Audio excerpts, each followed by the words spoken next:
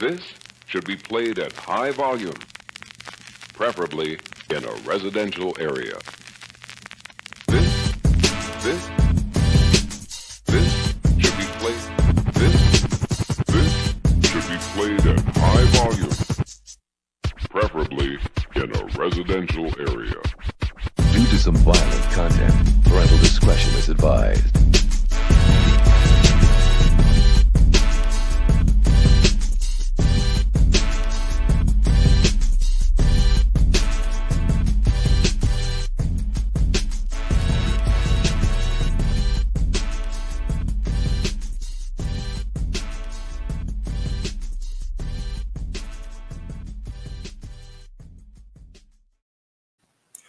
Shalom, salamah, shalom, sigimi to you all, family abroad. Thank you for tuning on in. It's your man Ross T, aka Red Letter Rap, and tonight you see who we got with this. Say what's up, everybody. Shalom, everybody. Shalom, family. Shalom.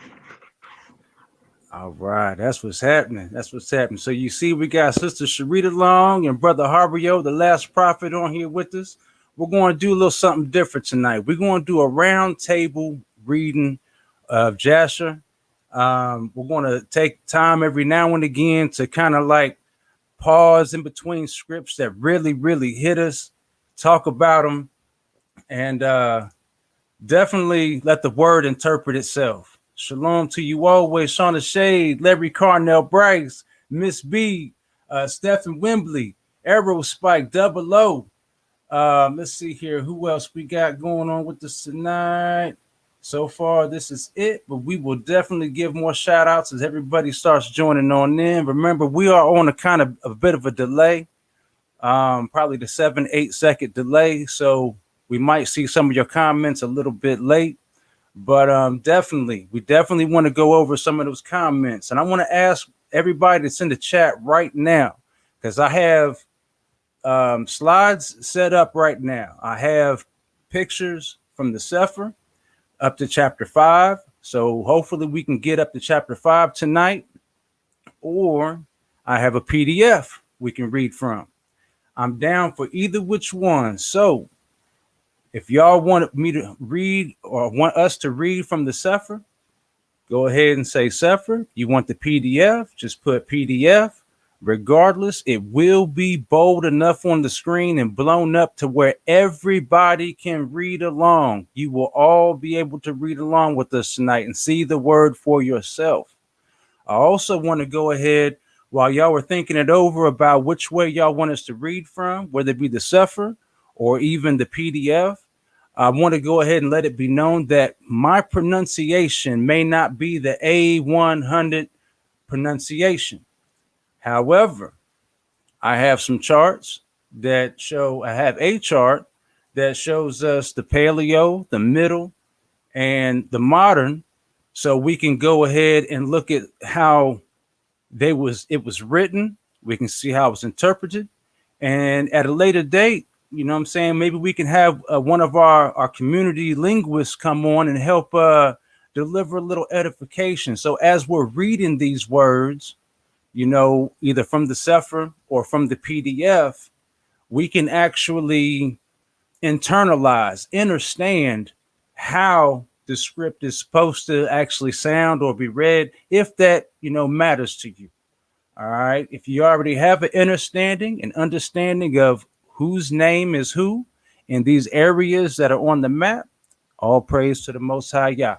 But without any further ado, I guess since I'm not seeing exactly how folks want to have this read, I'm down. Let's see, family, which way do y'all say? Sharita and Hario, which way do y'all feel? You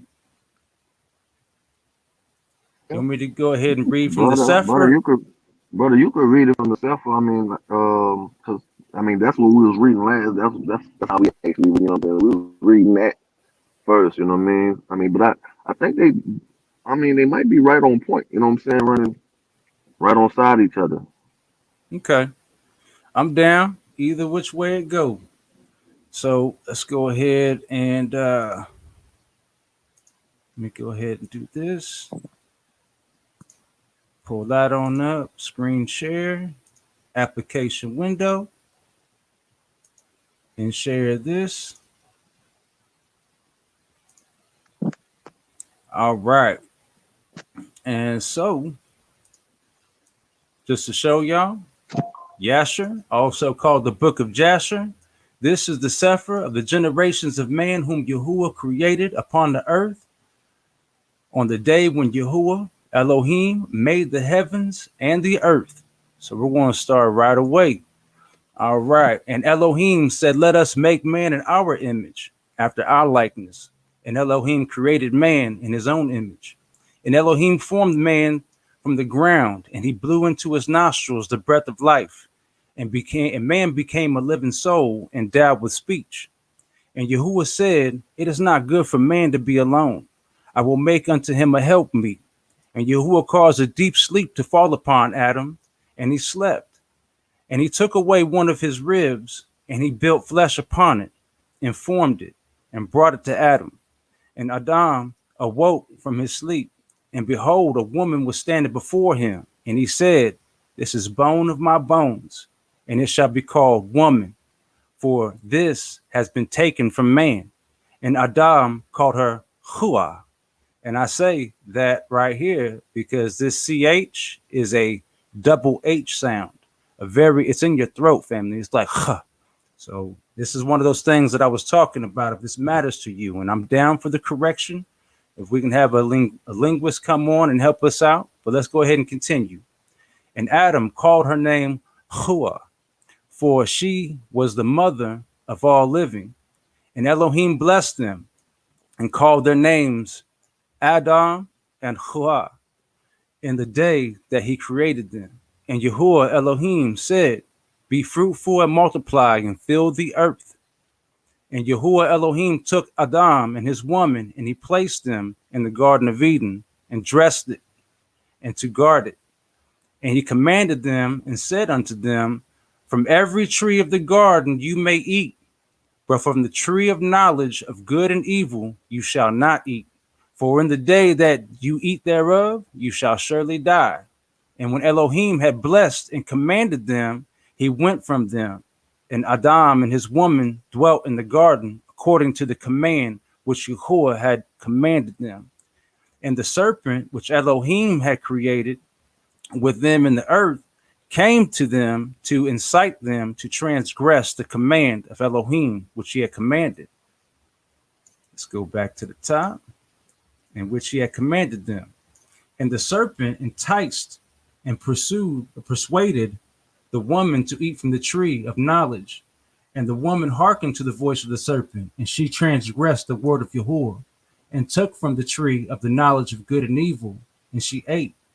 And she took from it and gave also to her man, and he ate. And Adam and his woman transgressed the command of Elohim, which he commanded them.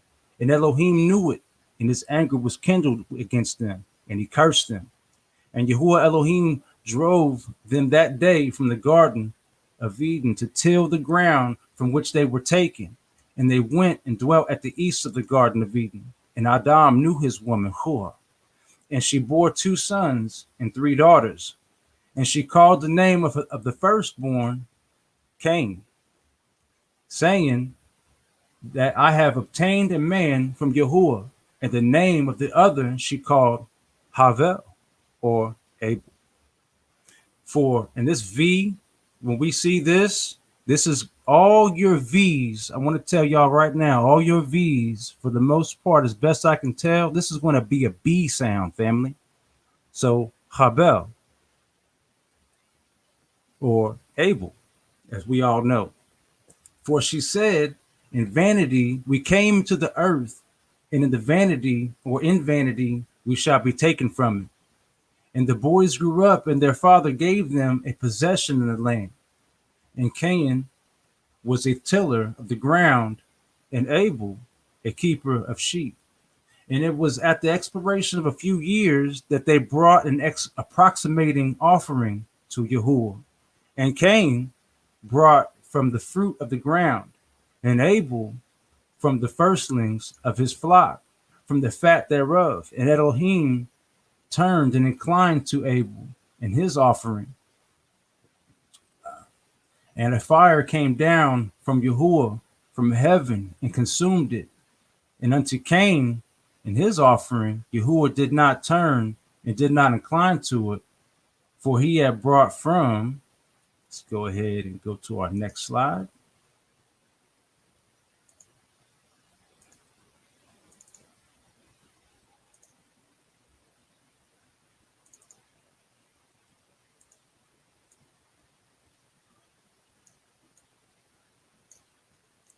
Brought from the inferior fruit of the ground before Yahuwah. And Cain was jealous against his brother Abel on account of this, and he sought a pretext to slay him. And in sometime after, Cain and Abel, his brother, went one day into the field to do their work, and they were both in the field, Cain tilling and plowing his ground, and Abel feeding his flock. And the flock passed the part which Cain had plowed in the ground. And it sorely grieved Cain on this account. And Cain approached his brother Abel in anger, and he said unto him, what is there between me and you, that you come to dwell and bring your flock to feed in my land? And Abel answered his brother Cain and said unto him, what is there between me and you, that you shall eat the flesh of my flock and clothe yourself with their wool? And now, therefore, put off that wool of my sheep, which you have clothed yourself, and recompense me for their fruit and flesh which you have eaten. And when you shall have done this, I will then go from your land, as you have said. And Cain said to his brother Abel, surely, if I slay you this day, who will require your blood from me? And Abel answering Cain, saying, surely, Elohim, who has made us in the earth, he will avenge my cause, and he will require my blood from you, should you slay me. For Yahuwah is the judge and arbiter, and it is he who will requite man according to his evil, and the wicked man according to the wickedness of that he may do upon earth. And now, if you should slay me here, surely Elohim knows your secret views, and will judge you for the evil which you did declare to do unto me this day. Whew, family. You can tell already how much different, Jasher reads from Genesis and the deepness of the story that it's getting into. What y'all say, family? It definitely reads a lot differently than Genesis, what most of us are used to going to church. It gives us a whole lot more detail into what was going on with these two boys. In Genesis, we didn't find out why, other than them not giving him not giving a proper offering. That's all we knew, and then he was dead. We don't know what came before this, or what came before the argument where he ends up dead. Right. Rio, what you say, family? Every time I hear, this beginning of Genesis, it's always, you hear something different every time the word is read, and we all sis said that, we've all heard this story a million times, if you're a believer, we've all heard this story, and it's like you pull something different from it every time it's read, and like she said, it's like what was really going on between these two boys, you know what I mean? And even all the way up from the Adam and Eve thing, like, it's there's always something different that catches your ear every time the word, every time the word is read, that's all I'm getting from it right now. I'm just picking up a lot of that. As it goes on and as the word continues to be read, you always hear something different. It's not just always, just about the story. Amen. Amen. And this is why I definitely wanted to get into reading Jasher, because There's a reason why they took this out. And brother, you said it the other night when me, you, and sis was just reading, just together, and you see why they took this away. You absolutely Right. start after we get really deep into this, and you start seeing what Jasher says that the regular canon does not say. You were like, oh yeah, I see why they took this away. I mean, Right. there's a reason Right. why, and this is something I try to tell the family anywhere and everywhere. They took, we got to ask this simple question: what nation called called it the Apocrypha? What nation was the deciding Right. factor that called these scriptures pseudepigrapha or Apocrypha? Okay, because it surely wasn't us. This is something that, as far as we know, we can look back to the diaspora back home, and even in Ethiopia, this has always been canon. But it was a different set of people that said that this is pseudepigrapha, this is apocryphal, and don't pay attention to it. It's only allegory, it's just written somewhere, and it's not that big a deal. Don't read into it. So that's why I wanted to start reading this out loud, and I'm thankful that you, brother, and you, sis, encourage this reading, encourage what we're doing tonight. So without any further ado, let's jump back into scripts, and we're right here at verse 24. And when Cain heard the words of Abel, his brother, had spoken, behold, the anger of Cain was kindled against his brother Abel for declaring this thing.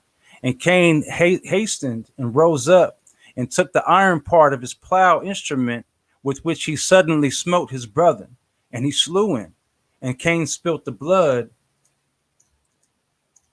of his brother Abel upon the earth, and the blood of Abel streamed upon the earth before the flock.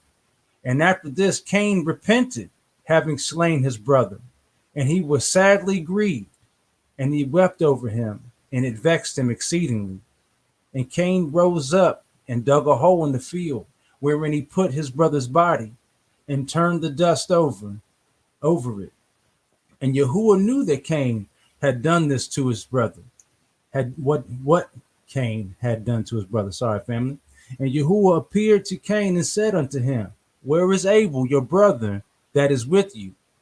And Cain dissembled and said, I do not know. Am I to guard my brother? And Yahuwah said unto him, what have you done? The voice of your brother's blood cries unto me from the ground where you have slain him. For you have slain your brother and have dissembled before me, and did imagine in your heart that I saw you not, nor knew all your actions. But you did this thing and did slay your brother for naught, and because he spoke rightly to you. And now, therefore, cursed be you from the ground, which opened its mouth to receive your brother's blood from your hand, and wherein you did bury him. And it shall be when you shall till it, it shall no more give you its strength as the beginning. For thorns and thistles shall the ground produce, and you shall be moving in a wandering in the earth until the day of your death. And at that time, Cain went out from the presence of Yahuwah, from the place where he was, and he went moving and wandering in the land towards the east of Eden, and all belonging to him. And Cain knew his woman in those days, and she conceived and bore a son, and he called his name Hanak, saying, in that time, Yahuwah began to give him rest and quiet in the earth. And at that time, Cain also began to build a city. And he built the city, and he called the name of the city Hanak, according to the name of his son. For in those days, Yahuwah had given him rest upon the earth, and he did not move about and wander as in. Let's go ahead. Before we go any further, Yep. did anybody catch that there was a murder weapon in this particular story? Mm-hmm. In Genesis, it I doesn't say. caught that. Yeah, he hit him with a pole. I mean, it describes a crime, a murder scene. Jasher just gives us a more vivid picture of what is going on. I Really mean, this good is point. like a crime novel, in certain areas. I mean, the more and more I listen to Jasher, I realize like um, media today, multi movie pictures, they can't do this. They can't do better than real life. They just can't do it. Not only that, but you could also just the picture comes in your mind as reading Jasher that even Cain felt sorry for what he did, but it was too late. He was so mad, and that's a testament to show what happens when you let your anger get kindled too much, and you do something you can't take back, Yep. and showing that he was Yeah. still remorseful, even though he was so mad that he killed his own brother. He was still remorseful that he did it. But at the same time, Abel told him, you know, you think that the Most High won't won't won't know? You think the Most High won't avenge me? You think he won't see what you're doing? I mean, he tried to tell him, He tried. He didn't listen. But I mean, Yeah. that's what we're getting into right now. We're trying to tell people what's going on, but they not listening. right? Right, right. And that's a real good point, Brother Rouse, because I was just about to bring that point out that I don't think they ever brought it out that he repented. It's not like he killed his brother and celebrated. That's kind of the picture you get when you hear the story of Abel and Cain, you know what I mean? And you kind of get the picture, as far as Eurocentric goes, it's like that he just wanted to kill his brother, you know what I mean? But like when you just said that, like that's the part that when you started reading that part when he said he repented, I was like, wow, they didn't even bring the part on up that he repented. But They like you just said, there's still consequences to his decision. Mm-hmm. all we get in Genesis is that he was slain, and then that just okay. We just know he's dead, and that's it, and that his brother did it. Mm-hmm. Mm-hmm. So we got to the part where, Cain says he named his son and the city that he settled in Hanak, for the Most High gave him a little bit of rest, and not like it was in the beginning. And right here, verse 36, where we're at, and Erod was born to Hanak, and Erod begat Methuselah, or Mahuel. That's not Methuselah. My bad. Methuselah's down here. Mehu Yael. Once again, family, this CH, when you see this CH right here, that's going to be a double H sound, a hard H. It's in your throat. So if I'm pronouncing this wrong, once again, I'm up for the correction. Only a fool listens to himself. It's something I could never stress enough. We always have to be reasonable and teachable. So if we make a mistake, we can receive the correction. So Irad beget Mechuel, Mechil Yael, and Mechil Yael beget Methuselah, and Methuselah beget Lamech. And it was in the 113th year of the life of Adam upon the earth that he again knew Hua, his woman. And she conceived and bore a son in his likeness and in his image. And she called his name Sheth, saying, because Elohim has appointed me another seed in the place of Abel, for Cain has slain him. And Sheth lived 105 years, and he begat a son, and Sheth called the name of his son Enosh, saying, because in that time the Son of Men began to multiply and to afflict their souls and hearts by transgressing and rebelling against Elohim. And it was in the days of Enosh that the sons of men continued to rebel and transgress against Elohim, to increase the anger of Yahuwah against the sons of men. And the sons of men went and they served other Elohim, and they forgot Yahuwah, who had created them in the earth. And in those days, the sons of men made images of brass and iron and wood and stone, and they bowed down and served them. And every man made his Elohim, and they bowed down to them. And the sons of men forsook Yahuwah all the days of Enosh and his children. And the anger of Yahuwah was kindled and on account of their works and abominations which they had did in the earth. And Yahuwah caused the waters of the river Gashan, or Gihon, actually, Gihon, to overwhelm them. And he destroyed and consumed them. And he destroyed the third part of the earth. And notwithstanding this, the sons of men did not turn from their evil ways, and their hands were yet extended to do evil in the sight of Yahuwah. So let's stop right there. So we can see right here that he warned them. He gave a warning that we don't see in Genesis. He gave a warning by causing the waters of the river Gihon to overwhelm them, and he destroyed and consumed them. He destroyed the third part of the earth. So he gave a warning about what they were doing, and they still didn't pay no daggone attention, family. Now, when we read this story, or what's to us, Go ahead. I'm sorry, what's been read to us, or what we've read, is that Noah is the one that tried to warn them, and no one would hear to what he was saying. But this story is telling us that Yeshua himself told them what was going on, and they still didn't adhere to what was said. Now, see, this here would be the first warning, because I'm going to go ahead and have a spoiler alert and let it be known that we haven't got to Noah yet. So, Right. But this is a warning before Noah. Okay.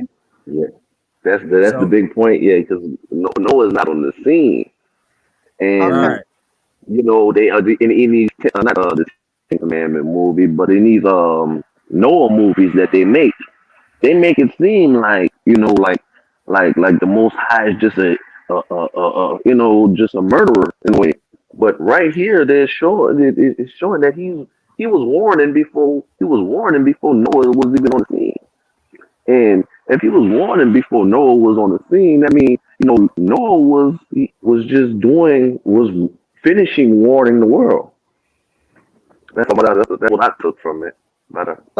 So now I get this picture, so it's like when I tell my kids to do something, like you walk past them and you'll be like, make sure you wash those dishes, and you come back later and the dishes aren't still not washed, and you say, didn't I tell you to wash the dishes? And you come back the third time and you're just like, you cuss, you get angry, get your butt up and wash these dishes. And then that's when they hear you. Then they get this look on their face, this stunned face, like, well, why does she have to talk to me like that? Why she couldn't say it nice? Well, when I said it nice, you couldn't hear me. See, I hear you. I was raised just a little bit different. I was raised a little bit different, to where we got told to do something, and then if you didn't do it the first time, now a lot of y'all parents out there, y'all know and have mastered the art of that awkward clap to the back of the head, where it has like this upward swing and like a curve to where it catches the back of your head just right to make you see stars right quick. It's not that full on slap your head forward, but it's with such a smooth upward swing that it still makes your head jerk forward, but it has like an upward swoosh, like a reverse Nike to your head, like and that's your warning shot. That's your warning shot right there. So if you don't do this from now on, if you don't do what I told you to do, just imagine what's coming next. That's what I got right there. Right, and I think we're identifying the warning shot. The warning shot right here in the word. We're identifying the warning shot. Oh yeah. Shout out to all the parents that have mastered that maneuver right there. All right. Something wrong with your boy. Y'all either something right or something wrong. Love me, pray for me. Something, please, family. All right, so let's get right down here to verse 7. And in those days there was neither sowing nor reaping in the earth, and there was no food for the sons of men, and the famine was great in those days. And the seed which they sowed in those days in the ground became thorns, thistles, and briars. For from the days of Adam was this declaration concerning the earth, and of the curse of Elohim, which he cursed the earth on account of the sin which Adam sinned before Yahuwah. And it was when men continued to rebel and transgress against Elohim, and to corrupt their ways, that the earth also became corrupt. And Enosh lived 90 years, and he begat Canaan. Now it's pretty when we get right here to Canaan, it's odd how when we see Canaan being spelled right here with a Q, but later on down the line, when we come back to the land of Canaan, it's spelled with a K. So, dun dun dun. Just pay attention to the wordplay, family. Eat the meat, spit out the bones. All right. So, and Enosh lived 90 years, and he begat Canaan. And Canaan grew up, and he was 40 years old, and he became wise and had knowledge and skill and all wisdom, and he reigned over all the sons of men. And he led the sons of men to wisdom and knowledge. For Canaan was a very wise man and understanding in all wisdom. And with his wisdom, he ruled over Ruakoth, which is plural for Ruach. So this is spirits and devils. And Canaan knew by his wisdom that Elohim would destroy the sons of men for having sinned upon earth, and that Yahuwah would in later days bring upon them the waters of the flood. And in those days, Canaan wrote upon tablets of stone that was to take place in time to come, and he put them in his treasures. And Canaan reigned over the whole earth, and he turned some of the sons of men to the service of Elohim. And when Canaan was 70 years old, he begat 3 sons and 2 daughters. And these are the names of the children of Canaan. And the name of the firstborn, Mahalel. The second, Enan. And the third, Mired. And their sisters were Adah, Silah. These are the 5 children of Canaan that were born to him. And Lamech, the son of Methuselah, or Methusael, became related to Canaan by marriage, and he took his 2 daughters for his women. And Ada conceived and bore a son to Lamech, and she called his name Yabal. And she again conceived and bore a son, and called his name Ubal. And Silah, her sister, was barren in those days and had no offspring.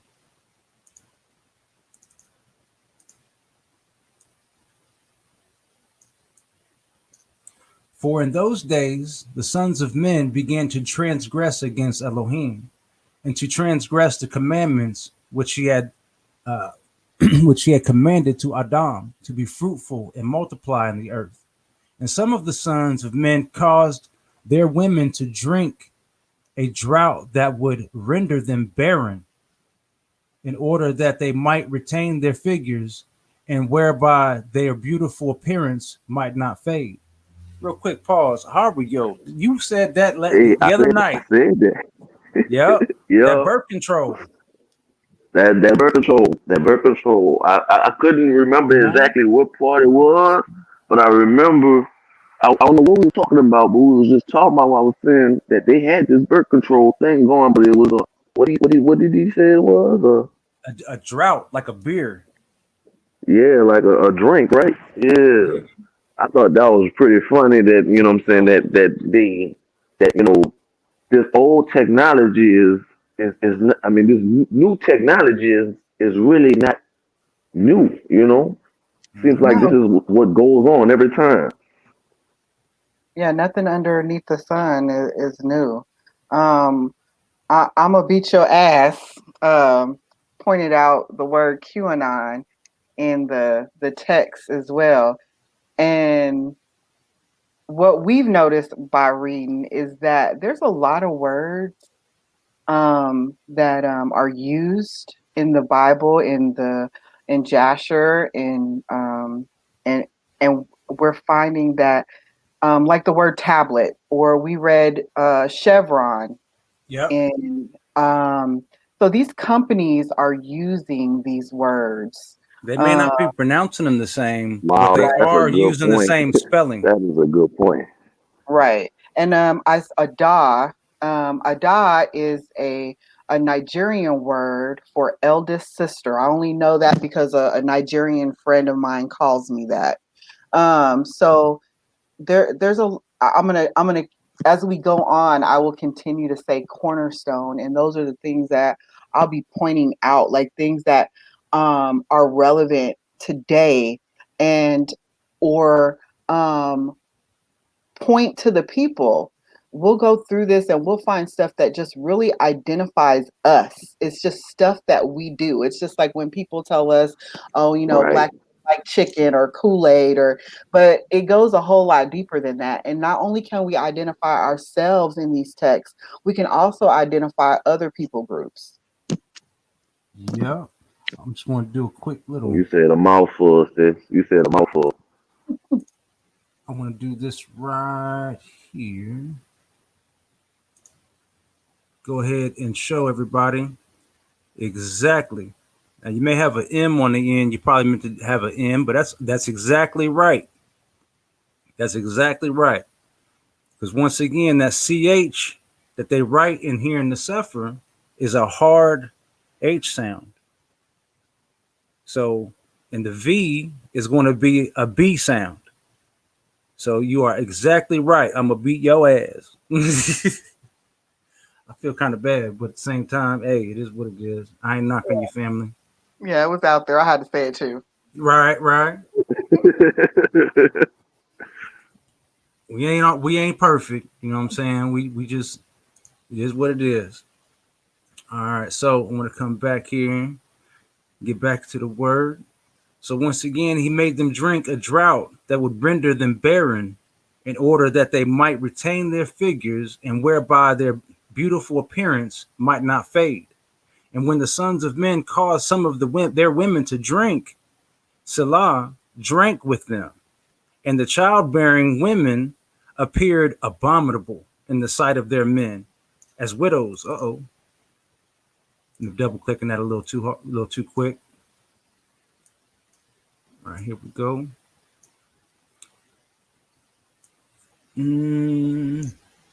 Yeah, right here. And the childbearing women appeared abominable in the sight of their women as widows, while their men lived. For the barren ones only they were attached. See, this is anti-sex right here. You know, to automatically go to a woman, just and find her more pleasurable. I mean, this is what the father is saying. And this is something, as my own testimony. I didn't realize, even though I didn't realize the whoredoms in which I was committing by messing with the women that I did and everything when I did it back in the day. And I thought that after I'd had, my children, like 4 boys, and my daughter, that I thought that it was, I had the feeling inside of me to become so-called fixed. You know what I'm saying? Having a vasectomy. I didn't really realize that this idea, you can put this one of two ways. Either the devil convinced me to clip myself, or the Most High let me be convinced to clip myself because of the whoredoms I was committing as a punishment that I was running wild.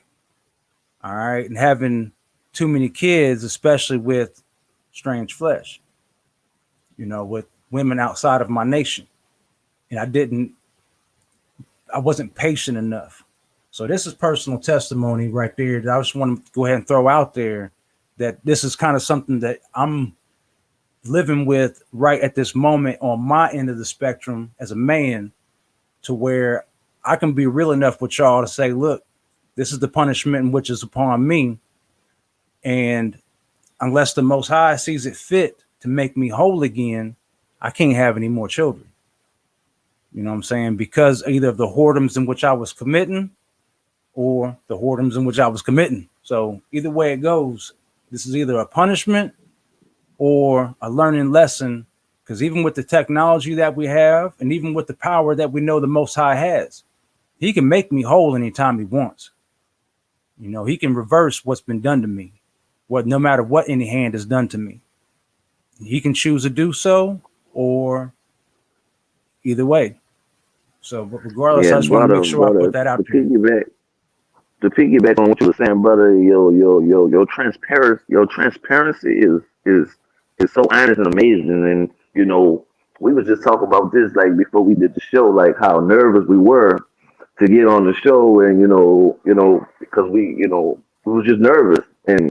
But look how that word comes out. That word comes out. I was saying something like, as long as that word is starting to be read and that word comes out, we, it's showing. What I'm saying, it's convicting, and it's showing a lot of stuff that that, like, I want to say, like sis say, the cornerstones. It's showing those little cornerstones, the cornerstone blocks that's bringing out that conversation, that dialogue that we all need. And that's why I say this is so important for us to be reading this out loud to, what I'm saying, and have this conversation, because the dialogue that goes along with it, as we identifying stuff in the scripts, that word jumps off the page, that word jumps off the page. And as we see, and I think I've already said this a few times, but we're going to see him open up wounds, in a way, we're going to see him open up wounds. It's kind of like, if you really study the scriptures real hard, it's like, that's kind of always his style, that he opened up wounds, He always did that, but just to see the words jump off the page, and, and your transparency, brother, it's amazing. It always, every time you have a transparent moment, it always takes effect. The listeners, say just the people, even me being a listener of you, it always does something for me when you be transparent. I just wanted to piggyback on that, brother. I appreciate your family. Go ahead, sis. I can't let Ross be out there by himself, and it's not to upstage him or anything like that, because we've had this conversation already between the three of us. But the devil delights in us being scared to talk about what sins we've committed. He counts on you hiding that sin and not repenting for it. Right. So that you will cover it up, and like any child, once we tell one lie, once we cover up one thing bad we've done, we continue to do it over and over again, so that we just cover up stuff, and we find ourselves deeper and deeper into the problem. We keep digging a ditch for ourselves, and we all have to get out of it. Ross is not the only one that's been out there hoeing around. He hasn't. Right. Tubes, because he would rather have sex without consequences than to check his own flesh and say, no, I can't, because I know I have. So I know it's not just me and you. It's me, you, and millions of other people. Right. All right. And transparency is something that we do need in the kingdom. I said this, some months back, and I said it on a Minister Yacoba's show when I introduced myself to everybody, and folks got to hear me for the first time, and I said I have no problem, you know, confessing my sins with y'all in order to help you through yours. You know what I'm saying? This is something that, this is real talk. We gotta have these kinds of discussions. We need to encourage this kind of transparency within the nation, so that way we can really truly heal our hoods and heal our households. You know what I'm saying? Like Right. I don't get it when people. I mean, I do, but I don't, because there is fear, and I'm glad you said that, sis. The devil delights in our fear to keep us from giving proper testimony to one another, to really, really reach one another, so with the healing process can begin. Amen, sis. Thank you for saying that. That's real true. Hallelujah. Yeah, all praise, because man, Hallelujah. that's what it really comes down to. Like, and like sis said, the devil, he really does. He gets glad when we hide the secrets. I think it now. Well, most things are always attached to a secret. And just like we just read, these brothers, he tried to hide that same secret. Mm-hmm.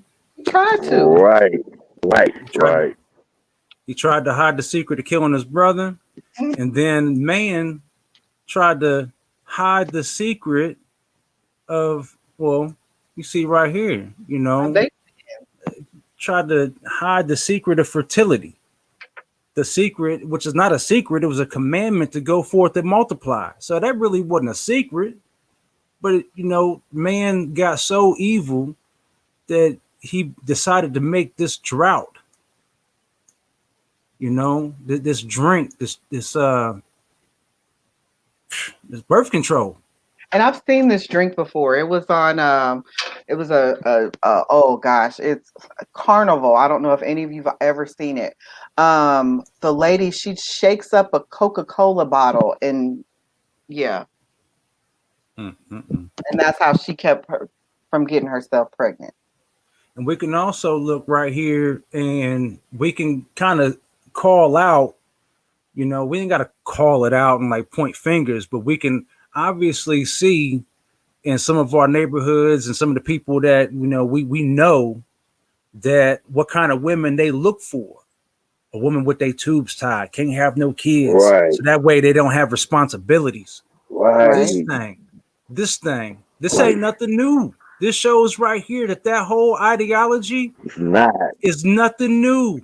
And the No, childbearing women appeared abominable in the sight of their men as widows, while their men lived for their barren ones.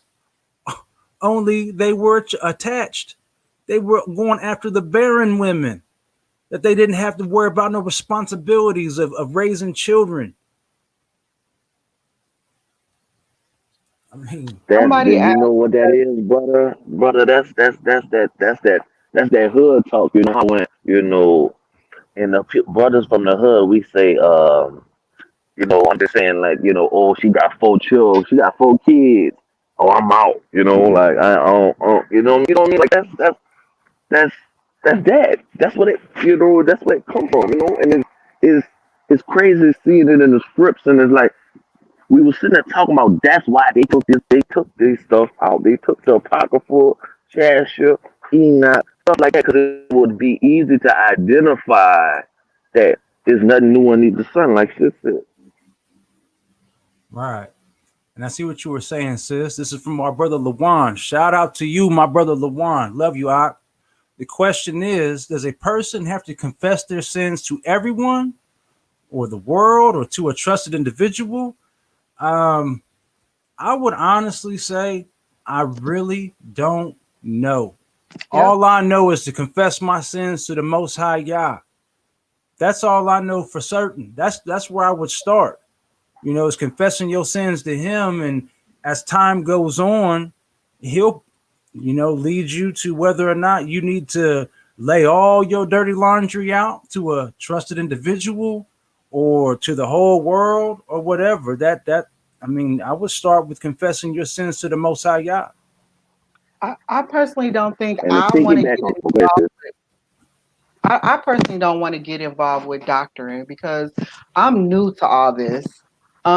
So I don't want to lead anybody wrong. What our goal here is to read and get an understanding for ourselves. And we just haven't made it to that particular Right. page yet, Lawan. But I feel in my spirit to be able to talk to y'all freely about what's going on in my life, because I believe that we at that 12 o'clock hour, and I really don't have time to waste with anybody at this point. I'm trying to get the truth of the matter. And as fast as I can, and now it's easier for me to do this with y'all tonight because I'm lazy, just like half our audience. I don't get a chance to sit down and read like I should, because I'm working, I'm taking care of kids, I'm cleaning house. I get distracted by all the things in this world. And if it wasn't for COVID, I wouldn't even have my awakening. So now I'm just hungry to know the truth. I'm tired of what people are telling me is going on in the world, and I need to know it for myself. So I'm not trying to push anything on anybody.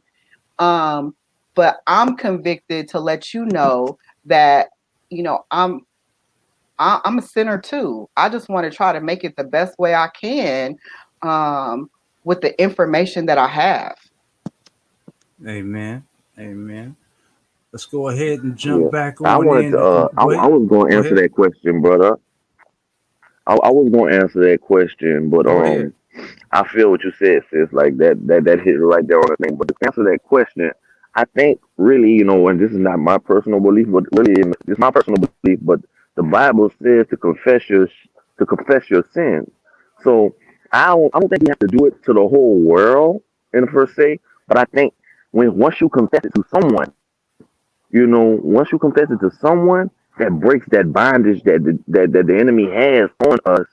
Yes. Because when you hide in a secret, it's hard to get out of something that's in a secret when you can't even talk to somebody. So I think Mm-hmm. I think that's the best kind of answer I could give. To confess it to someone, you don't have to go on Instagram and do it. But when you confess to someone, that brings accountability, and the enemy no longer has that. How when if you kidnap, I don't want to kidnap, or if you doing something, a crime, if you're doing a crime, or if you're an accessory in a crime, and you can't talk about it, can't nobody get you out of it either. You know what I mean? Because you can't talk about it. And I think that's kind of a best answer that I could give for that, though. But that's yeah. Yeah, that makes Shout out sense to one, too. man. Shalom, bro. Shalom, definitely. Amen on both of y'all's Let's get responses, because that makes all let's get kinds of back to good the sense. word though. Show enough, show enough. All right, so right here, verse 23 is where we're at. And in the end of days and years, when Salah became old, Yahuwah opened her womb, and she conceived and bore a son, and she called his name Tubal Cain, saying, "After I had withered away, have I obtained him from El Shaddai Elohim." And she conceived again and bore a daughter, and she called her name Ne or Na Amah. For she said, "After I had withered away, have I obtained pleasure and delight." So this shows forgiveness. This right here. I want to quickly move on, but I wanted to also make sure that was known, that right here, if you didn't catch that, here is the forgiveness that the Most High can make us whole again if we either seek Him or find ourselves in His will to be able to make more children or to make right what we made wrong. So there's the forgiveness scriptures right there, family. All right. And Lamech was old and advanced in years, and his eyes were dim that he could not see. And Tubal Cain, his son, was leading him. And it was one day that Lamech went into the field, and Tubal Cain, his son, was with him. And while they were walking in the field, Cain, the son of Adam, advanced towards them. For Lamech was old and could not see much. And Tubal Cain, his son, was very young. And Tubal Cain told his father to draw his bow. And with arrows he smote Cain, for he was yet far off. And he slew him, for he appeared to them to be an animal, and the arrows entered Cain's body. Although he was distant from them, he fell to the ground and died. And Yahuwah requited Cain's evil according to, or requited Cain's evil according to his wickedness, which he had done to his brother Abel, according to the word of Yahuwah which he had spoken. And it came to pass when Cain had died that Lamech and Tubal-Cain went to see the animal which they had slain, and they saw, and behold, Cain, their grandfather, was fallen dead upon the earth. And Lamech was very much grieved at having done this. And in clapping his hands together, he struck his son and caused his death. Daggone. Smacked his son so hard he killed him. Whew. Wow. Man. So much. I don't know if we want to stop right there, but so much. No. I mean, I do want to keep going, but that's deep. Like, they couldn't even see Cain far off. I mean, Tubal-Cain couldn't even tell that was Cain. It looked like an animal to him. That's what it's saying here. And he told his father Lamech to draw his arrow and shoot off in the distance. So he spotted him. He was the spotter. And told him where to shoot, and where he shot, killed him. But when they got up on him and saw it wasn't an animal, it was their grandfather, Lamech slapped Tubal-Cain so hard that he killed him. Wow, that's a Selah moment. Man. That's where the mamas got. I'll smack you in the middle of next week. I'm sorry. Oh my goodness. Man. Something sort of kind of like. And the women of Lamech heard what Lamech had done, and they sought to kill him. And the women of Lamech hated him from that day, because he slew Cain and Tubal-Cain. And the women of Lamech separated from him, and would not hearken to him in those days. And Lamech came to his women, and he pressed them to listen to him about this matter. And he said to his women, Ada and Silla, hear my voice, O women of Lamech, attend to my words. For now you have imagined and said that I slew a man with my wounds, and a child with my stripes, for their having done no violence. But surely know that I am old and gray-headed, and that my eyes are heavy through age, and I did this thing unknowingly. And the women of Lamech listened to him in this matter, and they returned to him with the advice of their father Adam. But they bore no children to him from that time, knowing that Elohim's anger was increasing in those days against the sons of men, to destroy them with the waters of the flood for their evil doings. And Mahalel, go ahead. Okay, so I'm a little confused just there, because it sounds like a separation of people. The women didn't want to have children because the sons of men were doing something wrong. But so who are these women? These two women are the women that Lamech had married. Okay. So these are his two women that he ended up having children with. And, after, seeing that he killed Cain, their grandfather, they separated from him and was mad at him. And even after listening to him and saying, all right, I kind of forgive you, and I'll take you back, type of thing, or we'll hearken to your voice, they didn't bear any children to him. Okay.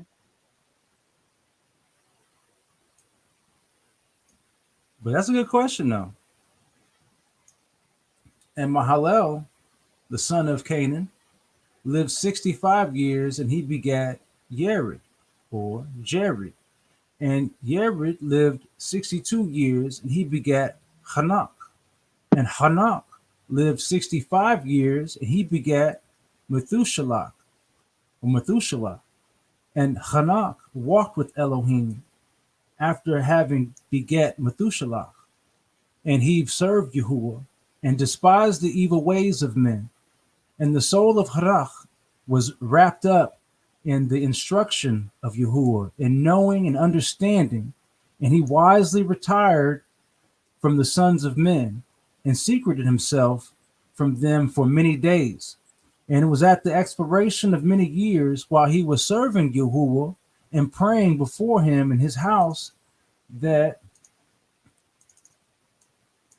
an angel, let's get bigger here, that an angel of Yahuwah called to him from heaven, and he said, "Here I am." And he said, "Rise, go forth from your house and from the place where you do hide yourself, and appear to the sons of men, in order that you may teach them the way in which they should go, and the work which they must accomplish to enter the ways of Elohim." And Hanach rose up according to the word of Yahuwah, and went forth from his house, from his place, and from the chamber in which he was concealed. And he went to the sons of men and taught them the ways of Yahuwah. And at that time assembled the sons of men and acquainted them with the instruction of Yahuwah. And he ordered it to, excuse me, family over here burping. And he ordered it to be proclaimed in all places where the sons of men dwelt, saying, "Where is the man who wishes to know the ways of Yahuwah and good works? Let him come to Hanach." And all the sons of men then assembled to him, for all who would desire this thing went to Hanach, and Hanach reigned over the sons of men according to the word of Yahuwah. And they came and bowed to him, and they heard his word. And the Ruach Elohim was upon Hanach. And he taught all his men the wisdom of Elohim and his ways, and the sons of men served Yahuwah all the days of Hanach. And they came to hear his wisdom, and all the kings of the sons of men, both first and last, together with their princes and judges, came to Hanach when they heard of his wisdom, and they bowed down to him. And they also required of Hanach to reign over them, to which he consented. And they assembled in all 130 kings and princes, and they made Hanach king over them, and they were all under his power and command. And Hanach taught them wisdom, knowledge, and the ways of Yahuwah, and he made peace amongst them, and peace was throughout the earth during the life of Hanach. And Hanach reigned over the sons of men 243 years, and he did justice and righteousness with all his people, and he led them in the ways of Yahuwah. And these are the generations of Hanach: Methuselah, Elisha, Elimelech, 3 sons, and their sisters were Melchah, Nahama, and Methuselah lived 87 years, and he begat Lamech. And it was in the 56th year of the life of Lamech when Adam died, 930 years old was he at his death, and his 2 sons with Hanach and Methuselah. I hope y'all are following on here, family, because this is kind of, I just said, wow. right, it kind of went forward, but also went back to let us know whose father was who, even though we just saw the events of Lamech and his son Tubal Cain, pertaining to Cain. So I want to make sure that we didn't lose where these names come right back at us again. Ross, will you do me a favor and pull down that And banner brother, so they can see the rest of the page? Pull down the banner. Oh yeah. My bad. Good call. I forgot that was there. yeah. And what I wanted to say is, it shows really like the significance of, in Eurocentric churches, they don't like to read these long genealogies, you know what I mean? Of who begot who and who begot that, and this one got that, but while we're reading it, it's showing the importance of who begot who, and why that's, before you start any really chapter in the Bible, it's a long genealogy of who begot this one and who begot that one, and what they teach in the Eurocentric church that don't matter, but we clearly see right here that mattered a whole lot. Mm-hmm. It does. You know what? The first time I really sat down to read the Bible long before I woke up, when I realized that Jesus had aunties, cousins, that blew my mind. Because I mean, we think of Jesus as Right. this deity, but Mary had cousins. Mary had and Rachel, and all, these were they were all related to Jesus. That part. Lots of Yeah, family. and when you do a real long genealogy on it, really, but when you really do a long genealogy on it, I'm trying to think, and I'm not trying to go too what you call them with it. I'm trying to think, what was the lady name that they saved, that Joshua and them saved out of, was it Jericho? The lady, the prostitute lady. I'm trying to think. I'm not trying to be funny or nothing like that. I'm trying to be real. The lady, what was her name? Joshua. Um, She helped the spies. She helped the spies. They sent in spies, they said right? Rahab, And Rahab, it's only the enemy Rahab. yeah. Rahab, right? Yeah, it's only the enemy tying up my tongue. I mean, I'm talking about it, and I know what I'm talking about. But if you trace her, now she came in there, but if you trace her, you can trace her that she goes all the way back. She got in on faith, and it goes all the way back to the Messiah. I mean, a woman's genealogy don't really, you are what the father is. You know what I mean? In the sense of that, but when you look at it, you know, she was a part of that. Yeah, if you go down of the long genealogy, what they don't want you to read, Rahab is in there. You know, and I thought that was pretty cool, and that's why when I was saying about the genealogies and the long lineage that they don't want us to read really means something. You know what I mean? Because they don't, Mhm. because you will find out a whole bunch. Just how Sis was just pointing out that he had sisters, brothers, and Joshua had a brother that that he when he rose again, he went see. Because could you imagine having a brother that didn't know who you was for real, but everybody was saying this stuff about. You breaking up, bro?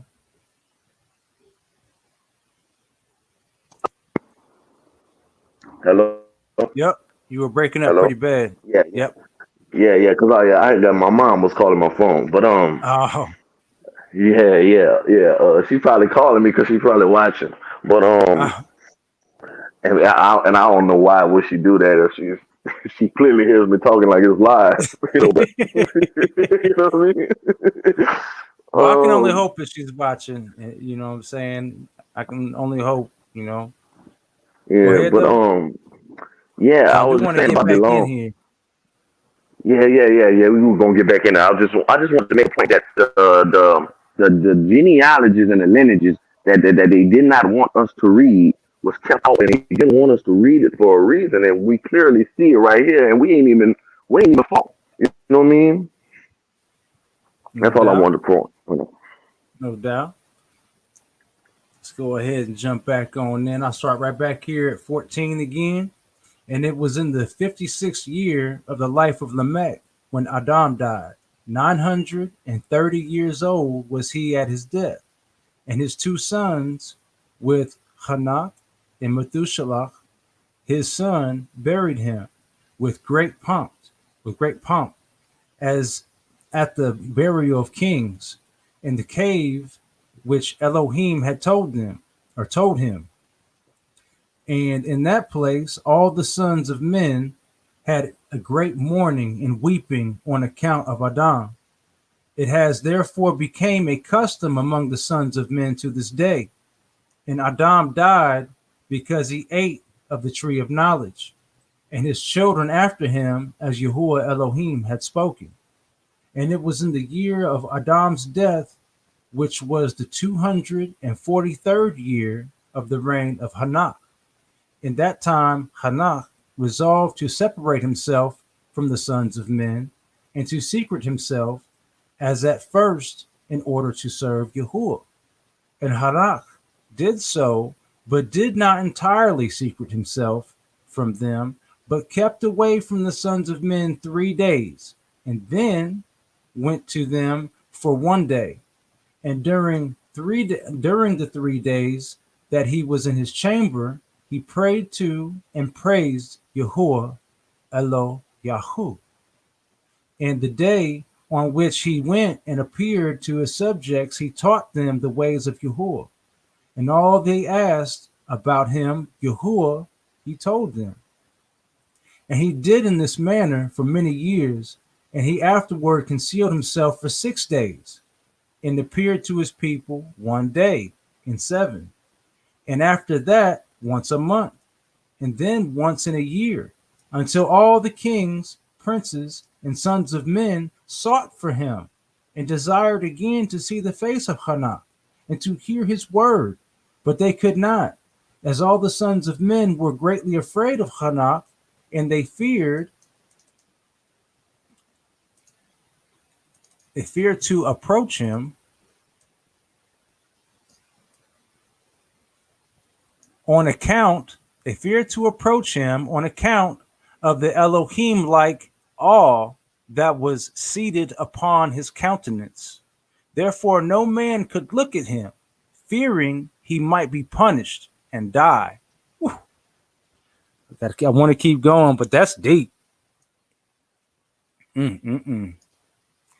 So Enoch is who they're talking about here.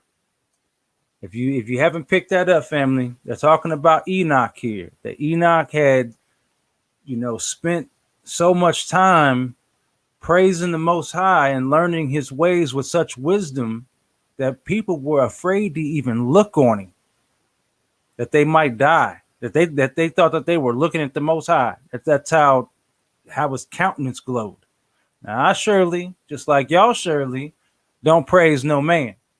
But, what I'm saying and what the scriptures is saying is that he had learned so much from the Most High and gained so much favor with him that his countenance took on a change, that he was looking different than everybody else. And it was just very, very clear to see he was definitely different than everybody else.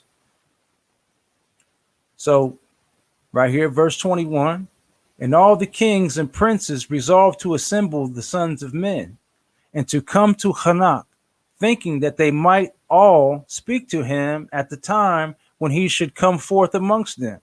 And they did so. And that the day came when Hanach went forth, and they all assembled and came to him, and Hanach spoke to them the words of Yahuwah, and he taught them wisdom and knowledge, and they bowed down before him, and they said, "May the king live, may the king live." And in some time after, when the kings and princes and the sons of men were speaking to Hanach, and Hanach was teaching them the ways of Elohim, behold, an angel of Yahuwah then called unto Hanach from heaven, and wished to bring him up to heaven to make him reign there over the sons of Elohim, as he had reigned over the sons of men upon earth. When at the time Hanach heard this, he went and assembled all the inhabitants of earth, and taught them wisdom and knowledge, and gave them divine instructions. And he said to them, I have been required to ascend to heaven. I therefore do not know the day of my going, and therefore I will teach you wisdom and knowledge, and will give you instruction before I leave you, how to act upon earth, whereby you may live. And he did so. And he taught them wisdom and knowledge, and gave them instruction, and he reproved them, and he placed before them commandments and judgments to do upon earth. And he made peace amongst them, and he taught them everlasting life, and dwelt with them some time, teaching them all these things. And at the time, the sons of men were with Hanak, and Hanak was speaking to them, and they lifted up their eyes, and the likeness of a great horse descended from heaven, and the horse paced in the air. And they told Hanak what they had seen.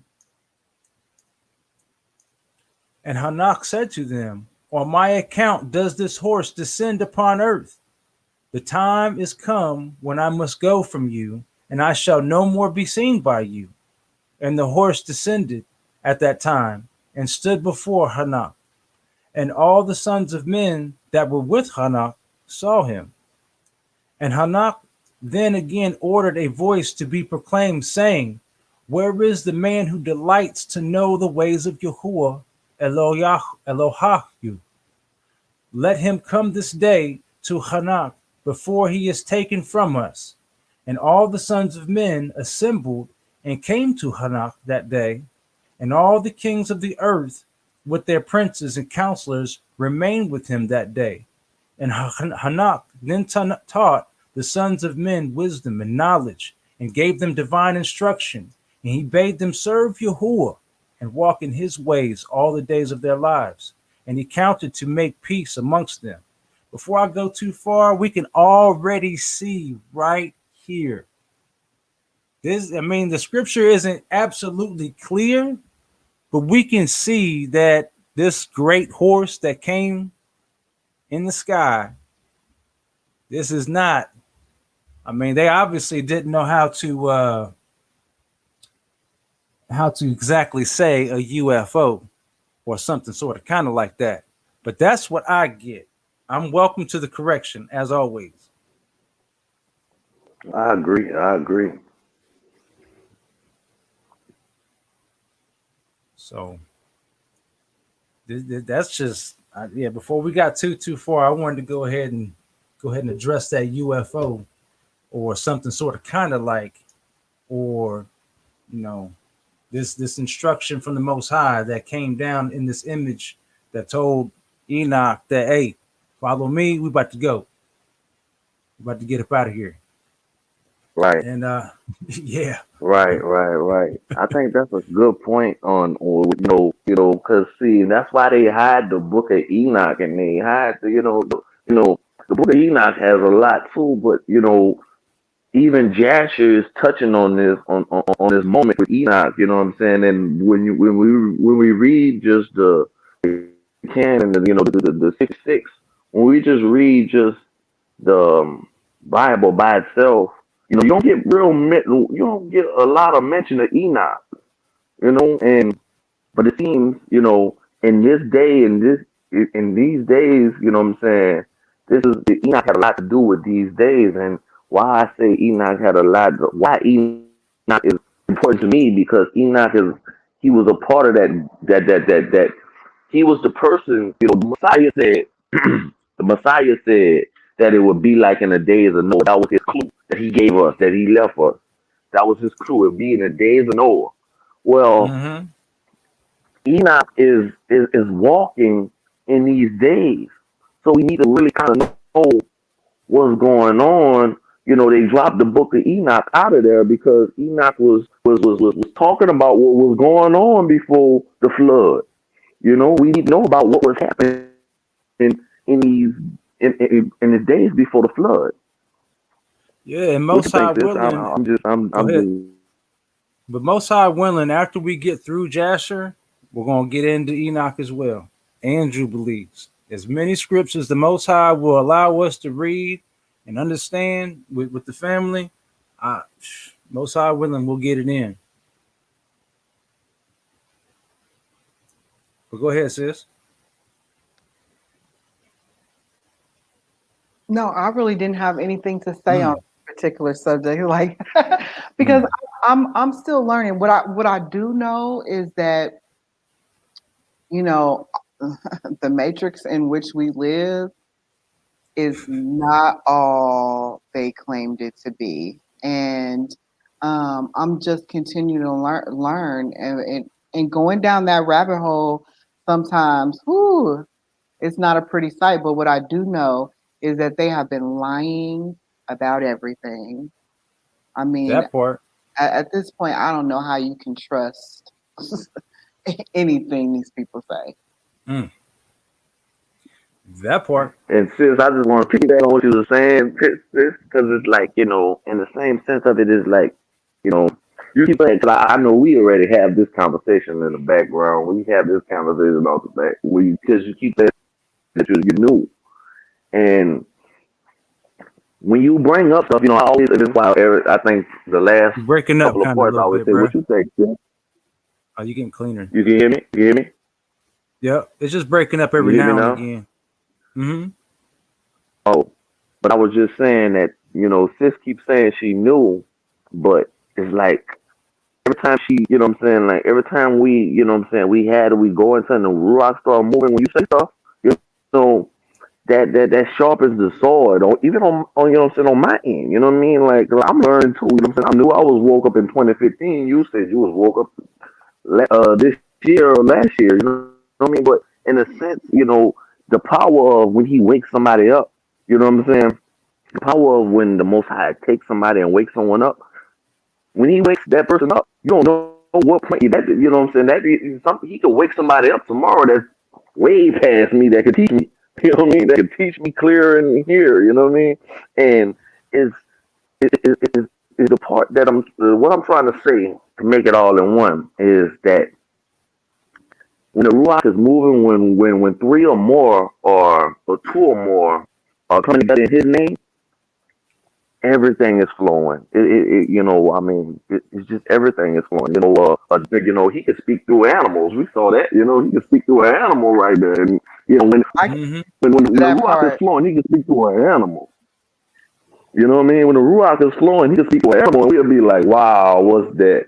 I mean, and that's what I'm saying is we having this the reason we having this dialogue, because like I don't consider myself no professor, or you don't, nobody. I don't consider yourself no scholar or nothing like that. But when we come together and we reading this word and we all paying attention to this word, oh, the dialogue is amazing. That part. It is. And so I'm glad that you said that, because you're right. Neither one of us are professing to either teach this word straight out. All we're doing is letting the word speak for itself, and every now and again discuss what the word is telling us. So, excuse me, family. So once again, discuss what the word is telling us. So whether it's the people watching and everybody in the comments, in the chat, or even right here, the word is revealing what the word is saying to us. So none of us are sitting here trying to say, well, Rawls is teaching this, or Red Letter Rap Rawls or whatever. He's trying to teach, from the book of Jasher or Enoch, or he's trying to teach everybody. No, the word is teaching us. The Most High is teaching all of us.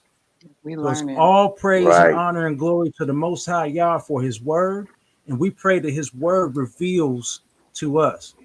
You know, All right. so Oh, all praise to the Most High. So I want to go ahead and keep on going a little bit. So, and it was after this that he rose up and rode upon the horse, and he went forth, and all the sons of men went after him, about 800,000 men, and they went with him one day's journey. And the second day he said to them, "Return home to your tents. Why will you go? Perhaps you may die." And some of them went from him, and those that remained went with him 6 days' journey. And Hanak said to them every day, "Return to your tents, lest you may die." But they were not willing to return, and they went with him. And on the 6th day, some of the men remained and clung to him, and they said to him, "We will go with you to the place where you go. As Yahuwah lives, death only shall separate us." And they urged so much to go with him, and he ceased speaking to them. And they went after him and would not return. And when the kings returned, they caused a census to be taken, in order to know the number of remaining men that went with Hanak. And it was upon the 7th day that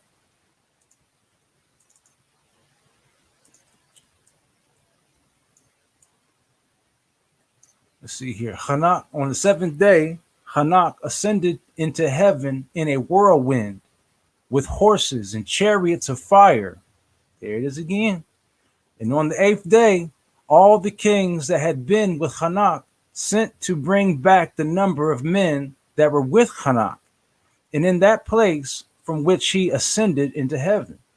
And all those kings went to the place, and they found the earth there filled with snow, and upon the snow were large stones of snow. And one said to the other, Come, let us break through the snow and see. Perhaps the men that remain with Hanak are dead and are now under the stones of snow. And they searched but could not find him, for he had ascended into heaven. And all the days that Hanak lived upon earth were 365 years. And when Hanak had ascended into heaven, all the kings of the earth rose and took Methuselah, his son, and anointed him, and they caused him to reign over them in the place of his father. And Methuselah acted uprightly in the sight of Elohim, as his father Hanak taught him. And he likewise, during the whole of his life, taught the sons of men wisdom, knowledge, and the fear of Elohim. And he did not turn from the good way, either to the right or to the left. You're going to see a whole lot of that. I'm going to let y'all know that right now. All through Jasher, when it talks about the instruction of Elohim and knowing his ways, not turning from the good way, either to the right or to the left. Either too far to the right is to be self-righteous, or too far to the left is to be driven by sin and the flesh. That's my understanding that I get right there. I'm open for the correction as always. But this is exactly telling us to not be consumed by so-called self-righteousness or whatever we say we've learned. And I'm trying to son everybody because I know this and you don't. Well, nah, we ain't supposed to be like that. It sounds like and that's what I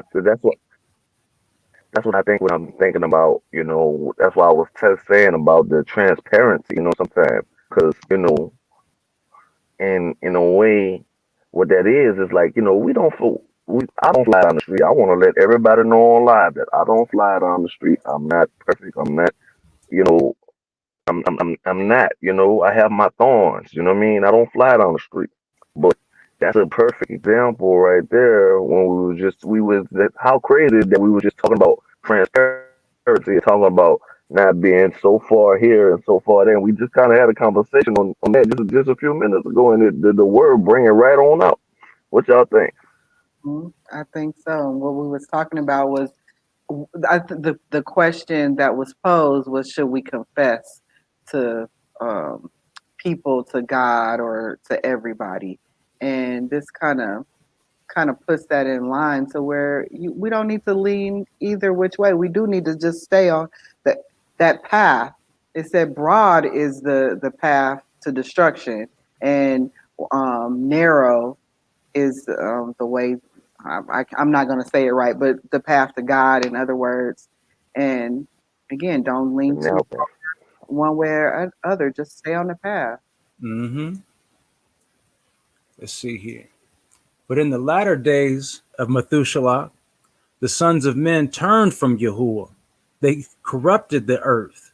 They robbed and plundered each other, and they rebelled against Elohim, and they transgressed and they corrupted their ways, and would not hearken to the voice of Methuselah, but rebelled against him. And Yahuwah was exceedingly wroth against them. And Yahuwah continued to destroy the seed in those days, so that there was neither sowing nor reaping in the earth. For when they sowed the ground in order that they might obtain food for their support, behold, thorns and thistles were produced, which they did not sow. And still the sons of men did not turn from their evil ways, and their hands were still extended to do evil in the sight of Elohim. And they provoked Yahuwah with their evil ways. And Yahuwah was very wroth and repented that he had made man. And he thought to destroy and annihilate them. And he did so. In those days when Lamech, the son of Methuselah, was 160 years old, Sheth, the son of Adam, died. And all the days that Sheth lived were 912 years, and he died. And Lamech was 180 years old when he took Ashmua, the daughter of Elishua or Elishua, the son of Hanak, his uncle, and she conceived. And at that time, the sons of men sowed the ground, and a little food was produced. Yet the sons of men did not turn from their evil ways, and they trespassed and rebelled against Elohim. And the woman of Lamech conceived and bore him a son at that time, at the revolution of the year. And Methuselah called his name Noah, saying the earth was in his days at rest and free from corruption. And Lamech, his father, called his name Menachem, saying, this one shall comfort us in our works, in miserable toil in the earth, in which Elohim had cursed. And the child grew up and was weaned, and he went in the ways of his father Methuselah, perfect and upright with Elohim.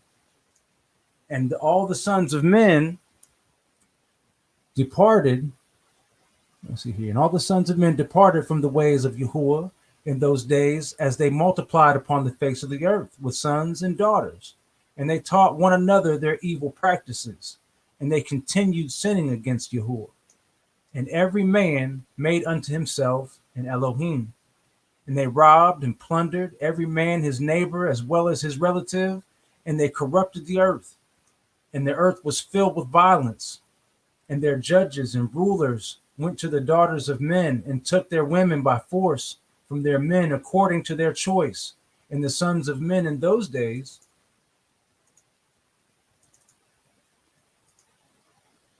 go ahead, get this back to being big. In those days took from the cattle of the earth, the beasts of the field, and the fowls of the air, and taught the mixture of animals, one of one species with another, in order therewith to provoke Yahuwah. And Elohim saw the whole earth, and it was corrupt, for all flesh had corrupted its ways upon earth, all men and all animals. So this right here, right, once again, this goes deeper.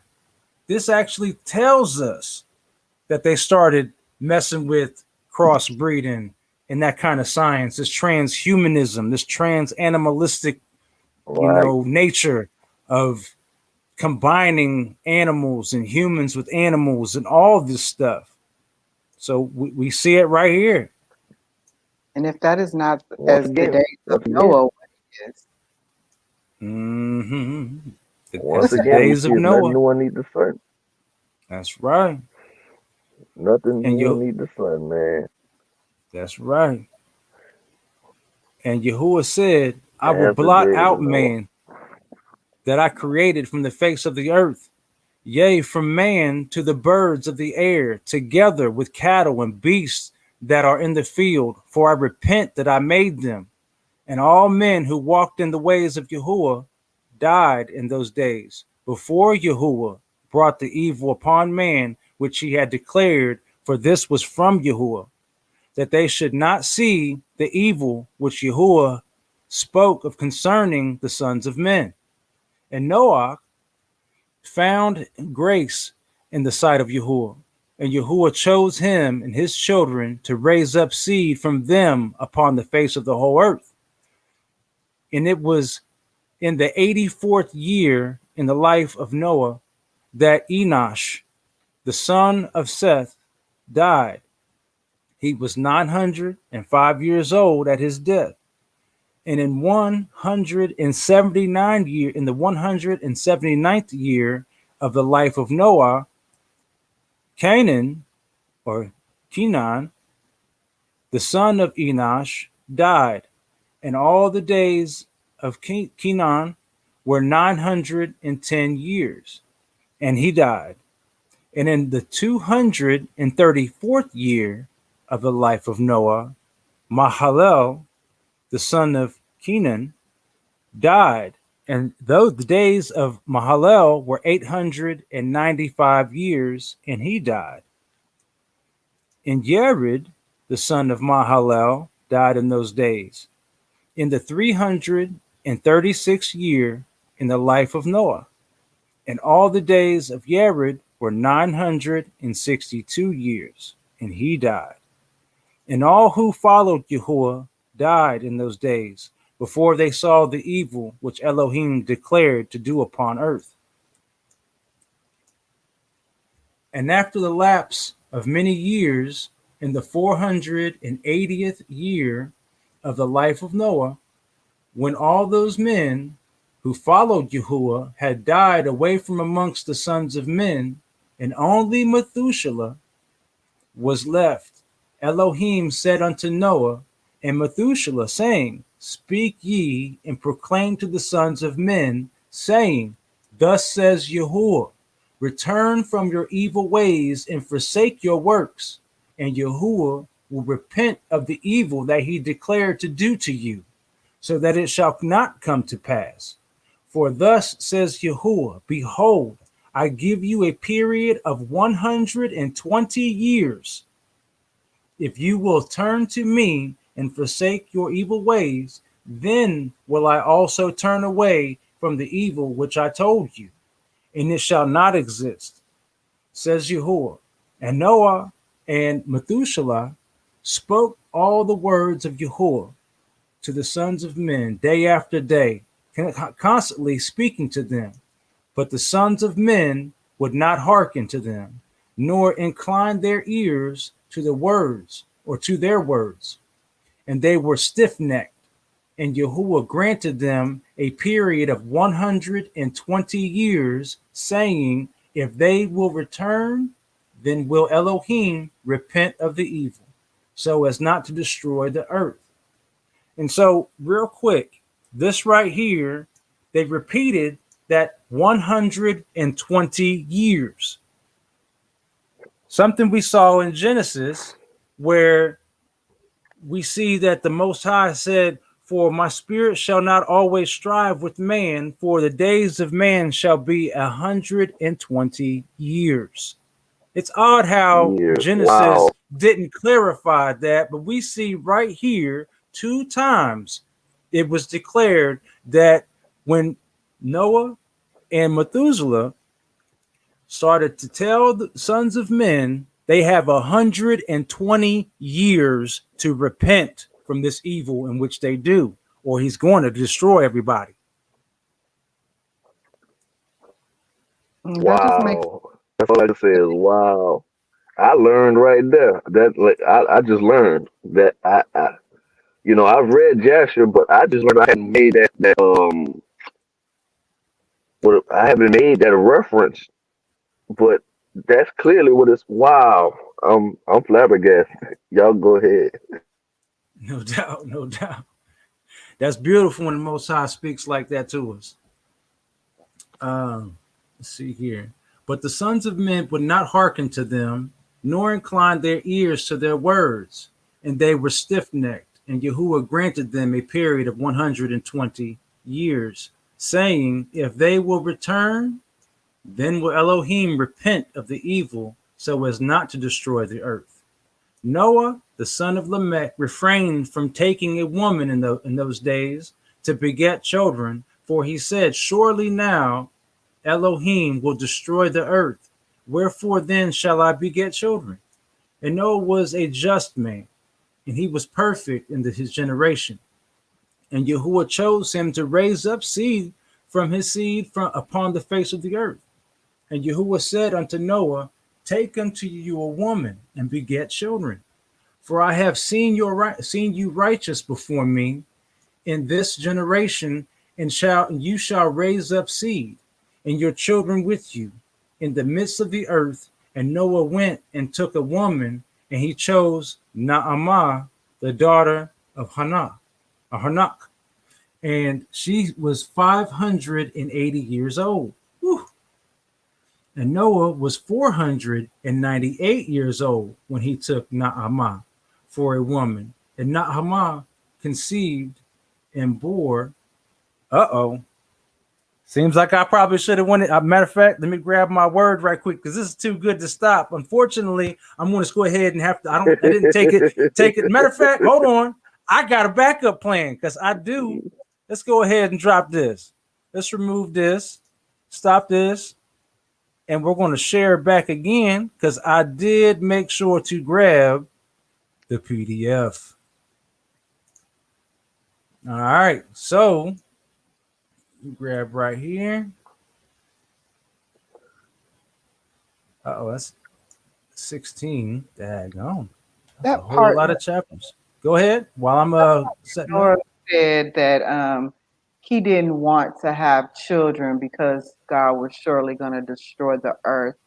And I'm sure that all of us as parents or that childbearing ages have, given that some thought, like, do I really want to bring children in this world that we living in? I mean, with all the crime that's in our Right. hoods, or the police getting after all of our sons, and the drugs and the school system, just so much. We just like, nah, I'm good. Uh, Let's see here. I want to make sure I'm in the right chapter. Yeah, Chapter I 5. agree with you, Here sis. we go. I agree with you. I was trying to unmute my mouth. I was trying to unmute my mic because I was just saying right and while you was talking, like you know it's crazy. Like the word is just jumping off the page, it is. It's jumping off the applied. page. It's definitely applying to what we're living in now. And when he was talking about that 121 years, I just wonder, since there's nothing new under the sun, if we count 121 years back, where do we find ourselves? What was the straw that broke the camel's back, so to speak? That God said, you know what? That's it. That's all. I've seen enough. Right, Uh, y'all got right, 101 years, and it's going down, because I mean, it's my opinion that the things that we're seeing right now, they're the last days that grandma was talking about. I don't know about y'all, but my grandmother always, God rest her soul, that always talked about, we living in the last days. Y'all better hear me. We living in the last days. And being as young as I was then, we just right, look at grandma like, she's crazy. She's see now, she don't know what she's talking about. But never in a million years would I think I would be living in a time where a pandemic is going on, people storming capitals. It's just so many catastrophic events going on at one time, and it's just a wonder that more of us are not losing our mind. And I say more of us, but and that's only because we're seeing people losing their minds. You seeing, stuff on the news, you know, young people killing whole families, and all the car accidents, people, you know, running their cars into propane tanks. When all of us woke up, we had a different reaction to waking up. Mine was very vocal, my awakening. So I just have to think that everybody is going to handle this awakening differently. Mm-hmm. Not everybody is going to have a right. peaceful outlook about what's going on. Some people going to wake up and go crazy. And I kind of wonder if that's and I don't know the scripture and verse, but where they talk about um, there's going to be gnashing of teeth, and people are going to be weeping, and oh gosh, please let it come to my head. When God like just strikes it into people's mind about basically some type of awakening is what I got out of that story, and people kind of just go crazy behind it, and they cry for, I think it was like 3 days or something like that. Mm. Right, right, right. The Bible, Joel say that, on the day of the Lord, that Judah will be weeping, and I kind of try to wrap my mind around it and try not to, and then I try to, but when you're dealing with the word, you want to try to wrap your mind around, like, you know, why would Judah be, because we think about the second Exodus, that is speaking of as a day of joy, We think. and they said Judah will be weeping, Yep. and they said Judah will be weeping. We gonna be crying coming out of here. Mm-hmm. So Point me like does not. everything that sis just said, that is like it's showing why we gonna be crying coming out of here. It is. And I kind of came to that realization about a month ago when I start talking to, friends and family, or you just talk to people on the street and you realize they not woken up yet. And these are not necessarily my friends and Right, family, but they kin to somebody else in Israel. And how many of these people are going to make that journey? How many of our right. family members are going to stay behind? How many of our family members are going to take this vaccine and something happened to them? I mean, it's whole That part, families dying that part. from it. So yeah, we're gonna be sad. We're gonna be glad to get out of here, but not not everybody's coming. That means, your son, your daughter, your aunt, your uncle, your cousin, your great grandma. These are people that may not make it. And Right, you might be right, the only one in your whole family that make it. So right. what does that leave? And it goes back. I'm sorry, I didn't want to cut you off, but it goes back to what we're reading as the days of Noah. That's why he gave us that last clue, and we reading this and getting the same feeling about the days that we living in. So it's like, wow.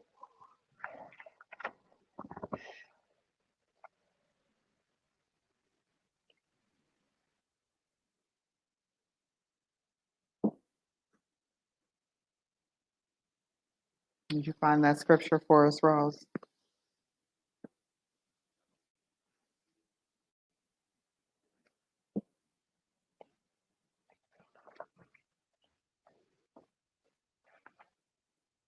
All right.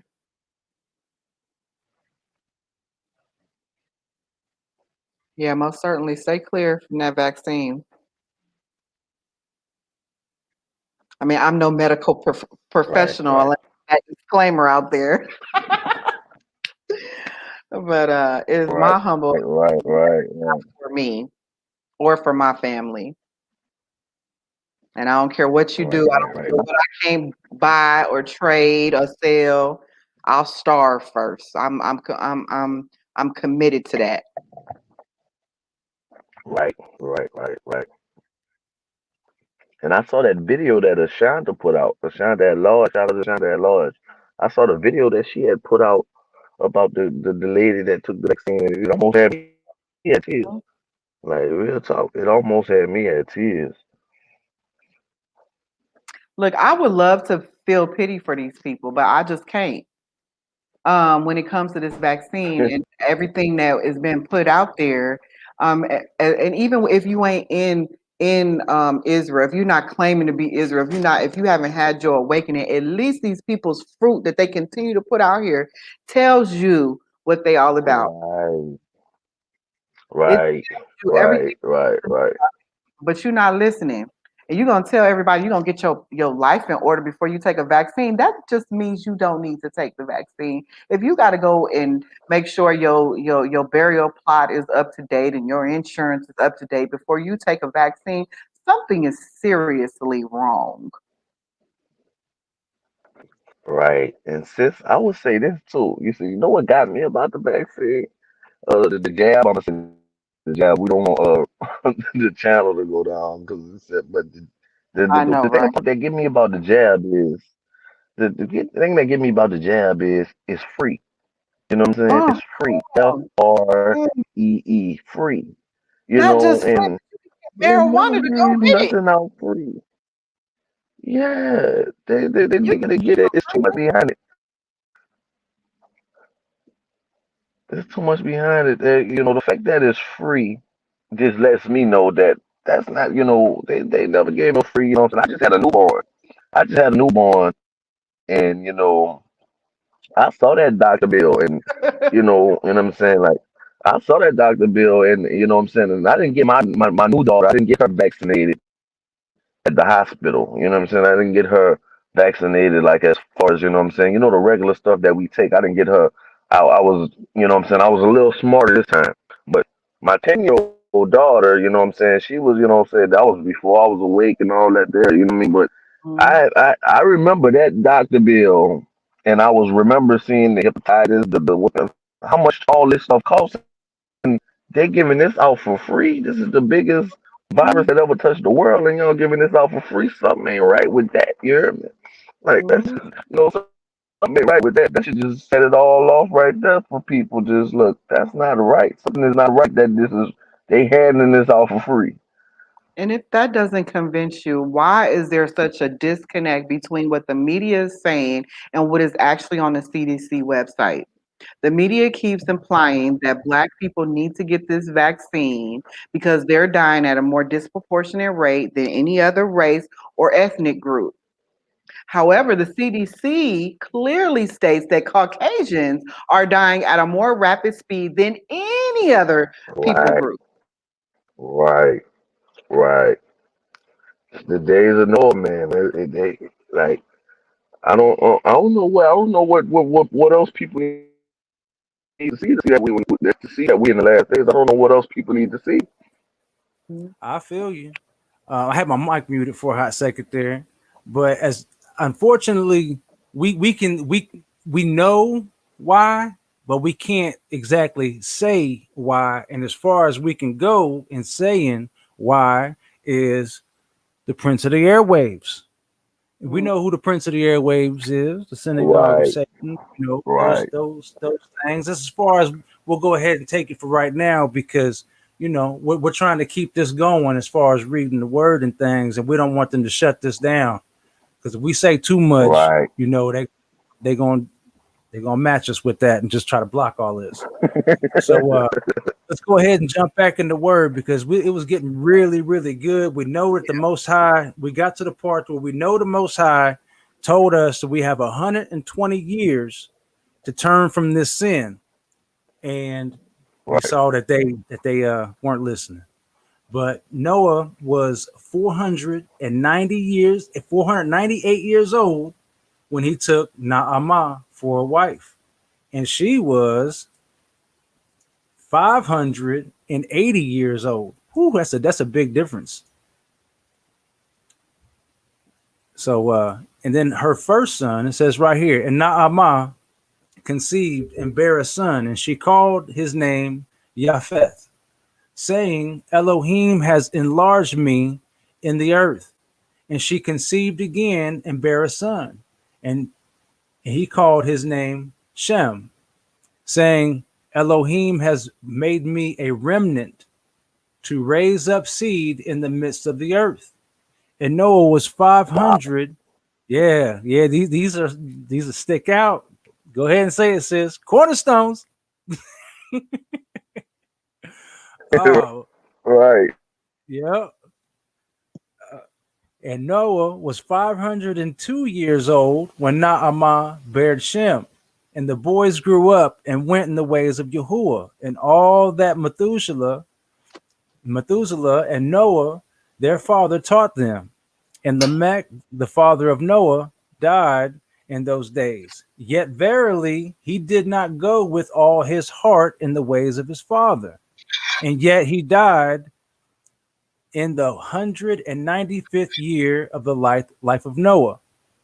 And all the days of Lamech were 770 years, and he died.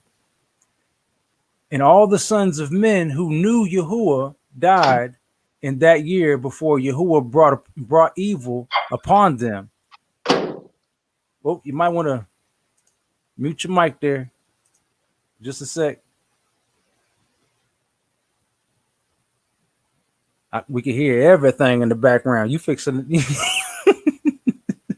So I'm gonna go ahead and just mute you for just a moment. Put a message in the chat or in a little private sidebar or whatever when you're done. I'm gonna go ahead and unmute that. Let's see here. Go back to the PDF. And all the sons of men who knew Yahuwah died in that year before Yahuwah brought evil upon them. For Yahuwah willed them to die, so as not to behold the evil that Elohim would bring upon their brothers and relatives, as he had so declared to do. And in that time, Yahuwah said to Noah and Methuselah, stand forth and proclaim to the sons of men all the words that I spoke to you in those days. Peradventure, that may turn from their evil ways, and I will then repent of the evil and will not bring it. And Noah and Methuselah stood forth and said in the ears of the sons of men all that Elohim had spoken concerning them. But the sons of men would not hearken, neither would they incline their ears to all the declarations. And it was after this that Yahuwah said to Noah, the end of all flesh has come before me on account of their evil deeds. And behold, I will destroy the earth. And do thou take unto thee gopher wood, and go to a certain place and make a large ark, and place in it that spot. And thus shalt thou make it 300 cubits in its length, 50 cubits broad, and 30 cubits high. And for those that don't know, a cubit is the distance from your elbow to the tip of your middle finger. That's a cubit. Right. All right. And thou shalt make unto thee a door, open at its side, and to a cubit thou shalt finish above, and cover it within and without with pitch. And behold, I will bring the flood of waters upon the earth, and all flesh be destroyed from under the heavens. All that is upon the earth shall perish. And thou and thy household shall go and gather 2 couple of all living things, male and female, and shall bring them to the ark, and raise up seed from them upon earth, and gather unto thee all food that is eaten by the animals, that there may be food for thee and for them. And thou shalt choose for thy sons 3 maidens from the daughters of men, and they shall be wives to thy sons. And Noah rose up, and he made the ark in the place where Elohim had commanded him. And Noah did as Elohim had ordered him. And in his 595th year, Noah commenced to make the ark. And he made the ark in 5 years, as Yahuwah had commanded. And then Noah took the 3 daughters of Elikim, son of Methuselah, for wives for his sons, as Yahuwah had commanded Noah. And it was at that time Methuselah, the son of Enoch, died. 960 years old was he at his death. Chapter 6. At that time, after the death of Methuselah, Yahuwah said to Noah, go thou with thy household into the ark. Behold, I will gather to thee all the animals of the earth, the beasts of the field, and the fowls of the air, and they shall come and surround the ark. And thou shalt go and seat thyself by the doors of the ark, and all the beasts, the animals, and the fowls shall assemble and place themselves before thee, and such of them as shall come and crouch before thee shalt thou take and deliver into the hands of thy sons, who shall bring them to the ark. And all that will stand before thee shalt leave. And Yahuwah brought this about on the next day. And animals and beasts and fowls came in great multitudes and surrounded the ark. And Noah went and seated himself by the door of the ark, and all flesh that crouched before him he brought into the ark, and all that stood before him he left upon earth. And a lioness came with her 2 whelps, male and female, and the 3 crouched before Noah. And the 2 whelps rose up against the lioness and smote her, and made her flee from her place. And she went away, and they returned to their places and crouched upon the earth before Noah. And the lioness ran away and stood in the place of the lions. And Noah saw this and wondered greatly.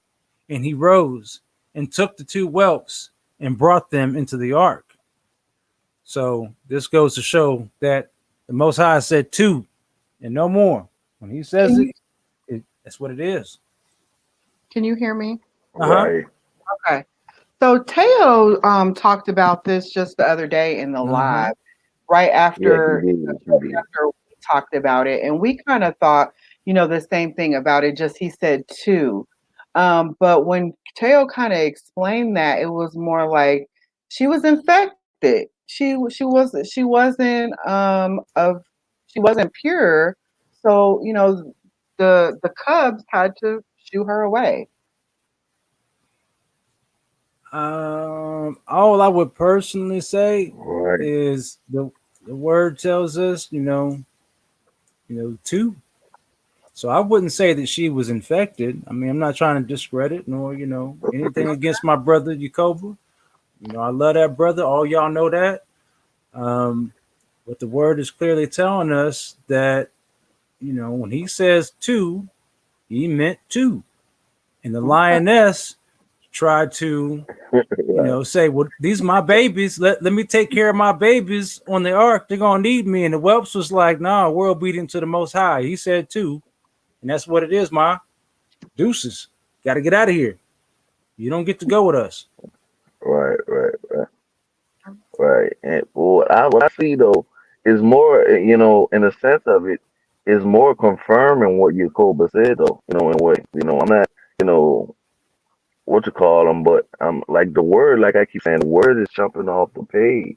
Because I caught that show too, and it's like now we're reading Jasher, and Jasher is confirming that, because basically when you go through it, you see that it was three of them, and then ultimately only two made it. So that's confirmed. That's confirmation that something was going on. You know what I mean? The reason why I side with that is because there is a scripture in Genesis that talks about clean and unclean animals, and he gives some different numbers. It wasn't just two. Sometimes you'll see seven. It wasn't just two. Right. All right. And So we just read that the animals were that some of the animals there was mixing the animals. You just read that, Rob, that there was mixing the animals. Right? So Yep. maybe the Most High knew something was up, and he just wanted those two cubs, and that was it. Mm-hmm. That's true. It sounds good. Let's see here. My brother Mike says, stick to the text. Love you, bruh. Love you, bruh. And Noah said this. Noah saw this and wondered greatly. And he rose and took the two whelps and brought them into the ark. And Noah brought into the ark from all living creatures that were upon earth, so that there was none left but which Noah brought into the ark. 2 and 2 came to Noah into the ark, but from the clean animals and clean fowls he brought 7 couples. So there you go. 7 couples of clean fowls. And also Right. Elohim had commanded him, or as Elohim had commanded him.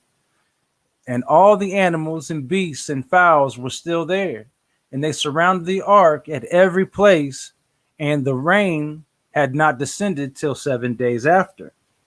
And on that day, Yahuwah caused the whole earth to shake, and the sun darkened, and the foundations of the world raged, and the whole earth was moved violently, and the lightning flashed, and the thunder roared, and all the fountains in the earth were broken up, such as was not known to the inhabitants before. And Elohim did this mighty act in order to terrify the sons of men, that there might be no more evil upon the earth. And still the sons of men would not return from their evil ways. And they increased the anger of Yahuwah at that time, and did not even direct their hearts to all this. And at the end of 7 days, in the 600th year of the life of Noah, the waters of the flood were upon the earth. And all the fountains of the deep were broken up, and the windows of heaven were opened, and the rain was upon the earth 40 days and 40 nights. And Noah and his household and all the living creatures that were with him came into the ark on account of the waters of the flood, and Yahuwah shut him in. And all the sons of men were left upon the earth, that were left upon the earth, became exhausted through evil on account of the rain, for the waters were coming more violently upon the earth, and the animals and beasts were still surrounding the ark. And the sons of men assembled together, about 700,000 men and women, and they came unto Noah to the ark. And they called to Noah, saying, Open for us that we may come to thee in the ark, and wherefore shall we die? And Noah with a loud voice answered them from the ark, saying, Have you not all rebelled against Yahuwah, and said that he does not exist? And therefore Yahuwah brought upon you this evil to destroy and cut you off from the face of the earth. Is not this the thing that I spoke to you 120 years back, and you would not hearken to the voice of Yahuwah? And now do you desire to live upon earth? And they said to Noah, We are ready to return to Yahuwah, only open for us that we may live and not die. And Noah answered them, saying, Behold, now that you see the trouble of your souls, you wish to return to Yahuwah. When did you not return during these 120 years, which Yahuwah granted you as the determined period? But now you come to tell me this on account of the troubles of your souls. Now also Yahuwah will not listen to you, neither will he give ear to you on this day, so that you will not now succeed in your wishes. And the sons of men approached in order to break into the ark, to come in on account of the rain, for they could not bear the rain upon them. And Yahuwah sent all the beasts and animals that stood around the ark, and the beast overpowered them and drove them from that place. And every man went his way, and they again scattered themselves upon the face of the earth. And the rain was still descending upon the earth, and it descended 40 days and 40 nights, and the waters prevailed greatly upon the earth. And all flesh that was upon the earth or in the waters died, whether men, animals, beasts, creeping things, or birds of the air. There only remained Noah and those that were with him in the ark. And the waters prevailed, and they greatly increased upon the earth. And they lifted up the ark, and it was raised from the earth. And the ark floated upon the face of the waters, and it was tossed upon the waters, so that all living creatures within were turned about like pottage in a cauldron.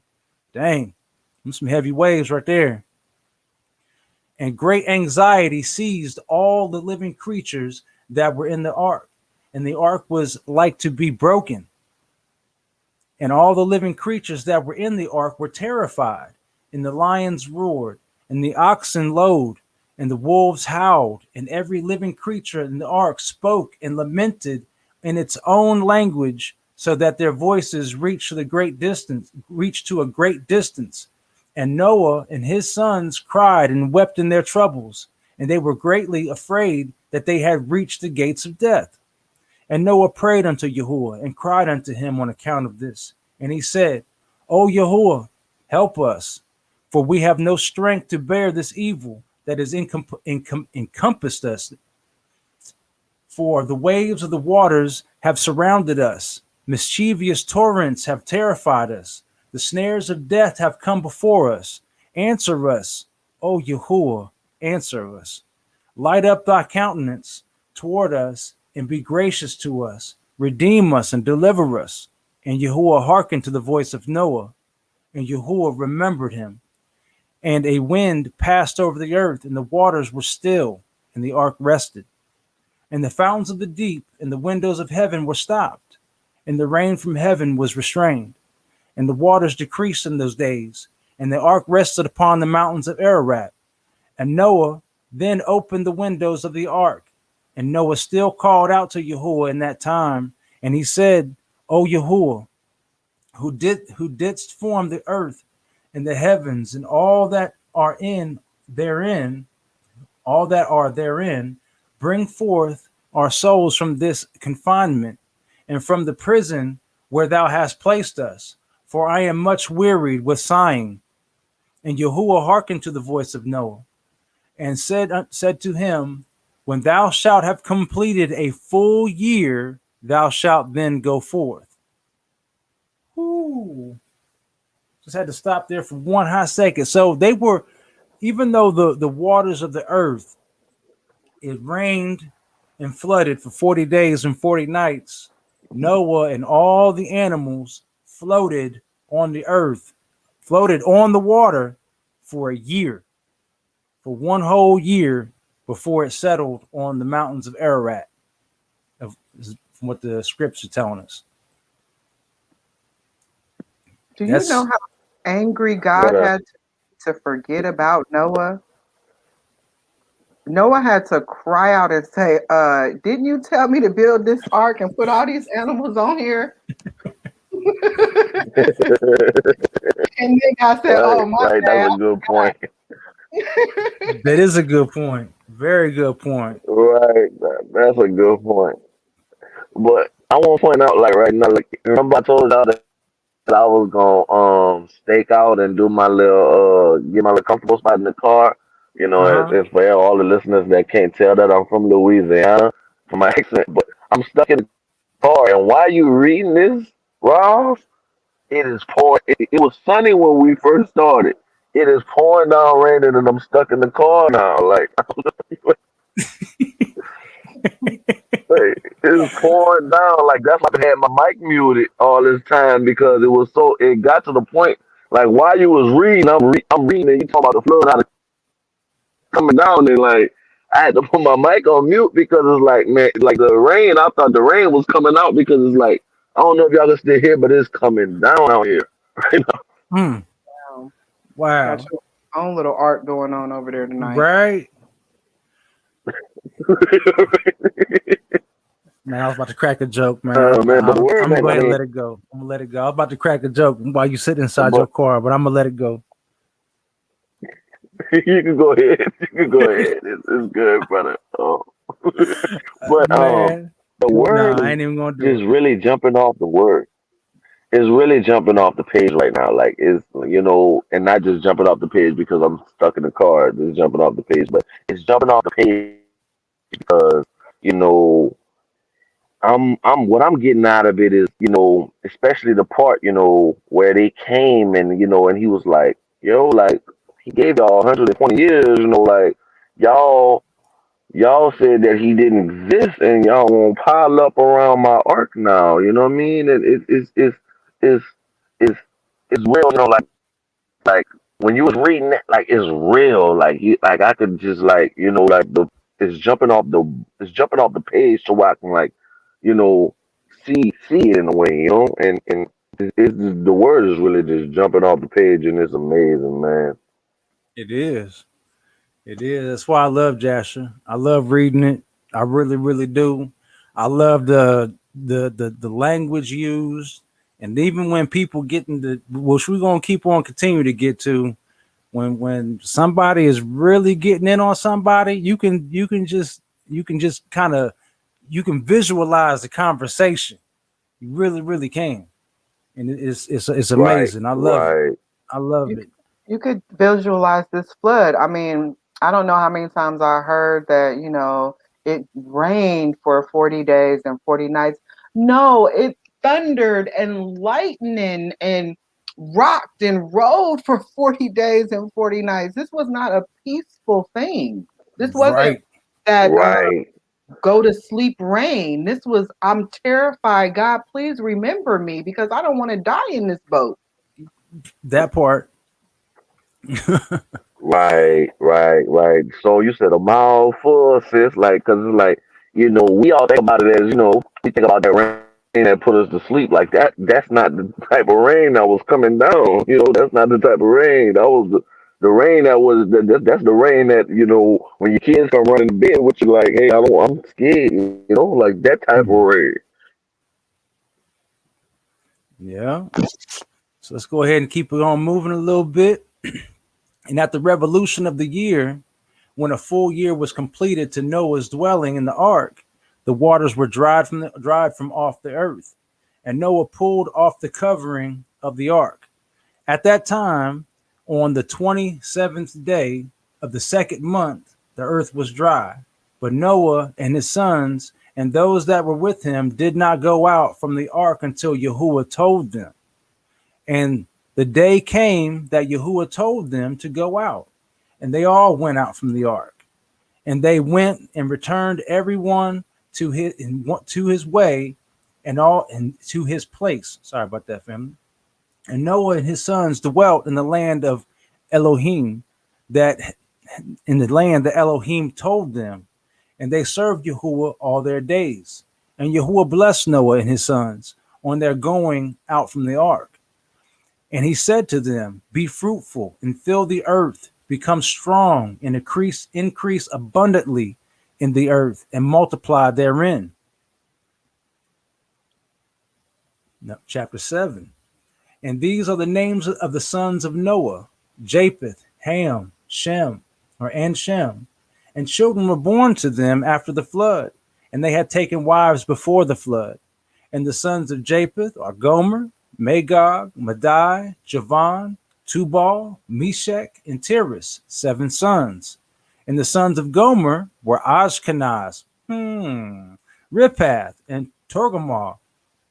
The sons of Magog were Elishanath and Lubal. And the children of Madai were Achan, or Ahan, Zelo, Hazani, and Lot.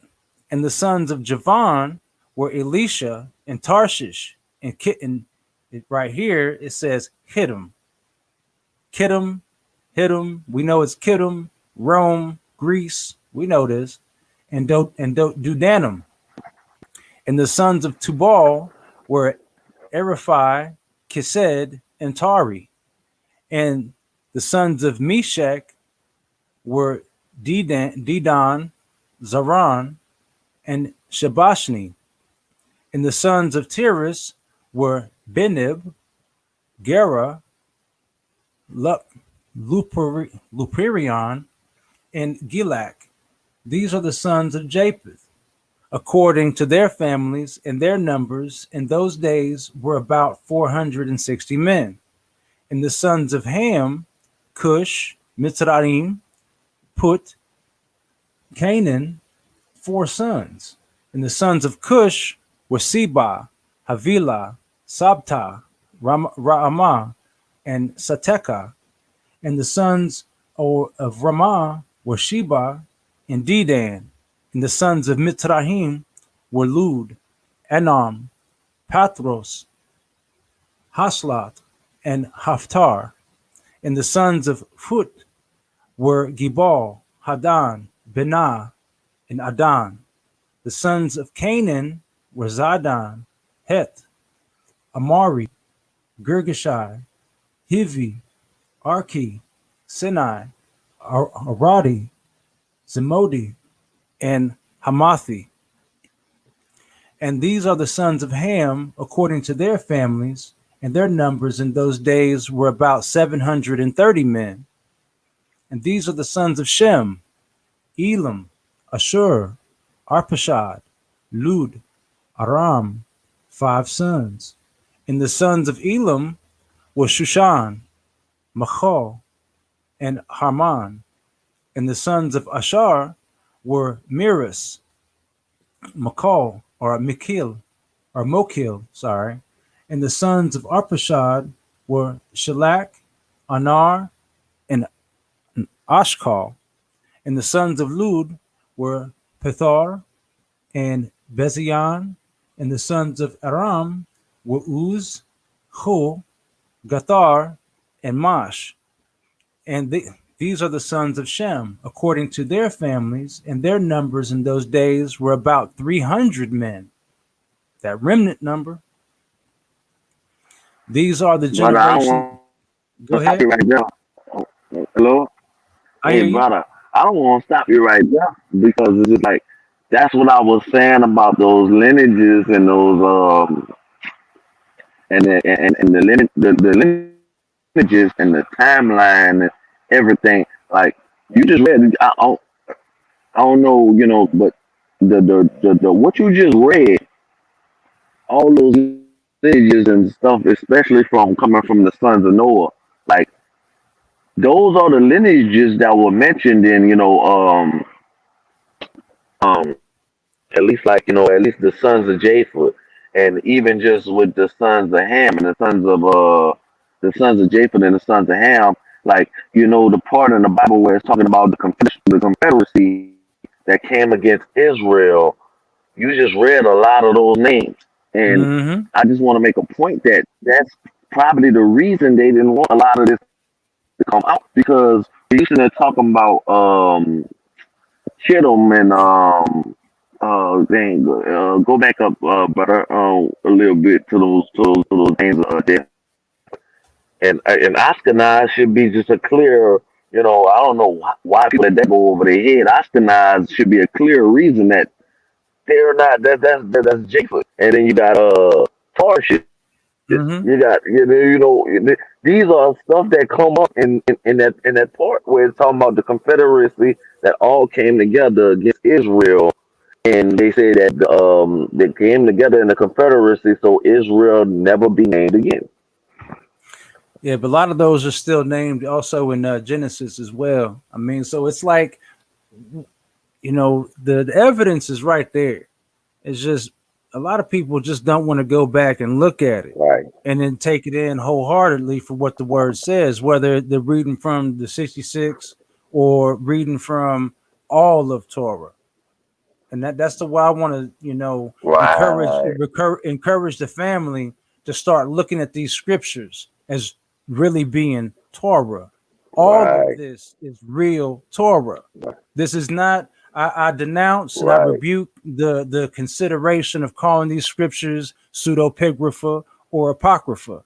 I rebuke that. right, This is Torah. right, You know what right. I'm saying? So I just want to encourage that to the rest of the family out there. But I want to keep on going because we're getting ready to start getting into the real. we're gonna start getting into some more good stuff, and I don't want to hold everybody up too much. I know I'm having a great time reading, but I don't want to hold everybody up too much. But so let's go ahead and keep moving a little bit. These are the generations of Shem. Shem begat Arpachshad, and Arpachshad begat Shalak or Shalah, and Shalah begat Eber, and to Eber were born two children, and the name of one was Peleg. For his days the sons of men were divided, and in the latter days the earth was divided. And the name of the second was Yoktan, meaning that in his day the lives of the sons of men were diminished and lessened. These are the sons of Yoktan: Almadad, Shalaf, Hazar Moveth, Yerak or Yerah, Haduram, Ozel, Diklah or Diklah, Obal, Abemiel, Sheba, Ophar, Havilah, and Jabab or Yobab. As all these are the sons of Yoktan. And Peleg his brother begat Yin, and Yin begat Sarug, and Sarug begat Nahar, and Nahar begat Terah. And Terah was 38 years old, and he begat Haran. And Nahar begat Haran and Nahar.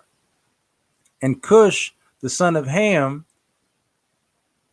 the son of Noah, took a wife in those days in his old age, and she bare a son, and they called his name Nimrod, saying that at the time the sons of men again began to rebel and transgress against Elohim. And the child grew up, and his father loved him exceedingly, for he was the son of his old age. And the garments of the skin which Elohim made for Adam and his wife, when they went out of the garden, were given to Cush. They weren't given to Cush. Let's just go ahead and, Cush. They were given to Cush, but we're going to keep on going down a little bit further. I should have interrupted. That's my bad, Misalaki. For after the death of Adam and his wife, the garments were given to Enoch, the son of Jared. And when Enoch was taken up to Elohim, he gave them to Methuselah, his son. After the death of Methuselah, Noah took them and brought them to the ark, and they were with him until they went out of the ark. And in their goings out, Ham stole these garments from Noah, his father, and he took them and hid them from his brothers. And when Ham begat his firstborn Cush, he gave the garments and gave him the garments in secret, and they were with Cush many days. And Cush also concealed them from his sons and brothers. And when Cush had begotten Nimrod, he gave those garments through his love for him. And Nimrod grew up, and when he was 20 years old, he put on those garments. And Nimrod became strong when he put on the garments. And Elohim gave him might and strength, and he was a mighty hunter in the earth. Yea, he was a mighty hunter in the field, and he hunted the animals, and he built altars, and he offered upon them the animals before Yahuwah. And Nimrod strengthened himself, and he rose up from amongst his brethren, and he fought the battles of his brethren against all their enemies round about. And Yahuwah delivered all the enemies of his brethren in his hands. And Elohim prospered him from time to time in his battles, and he reigned upon earth.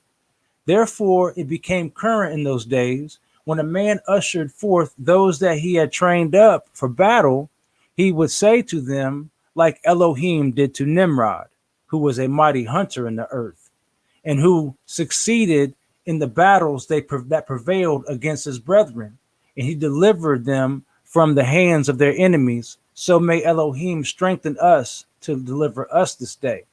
I'm gonna take one little second to go ahead and highlight some of this language that's being said here from what I'm getting, and where Genesis just merely skims right past these things.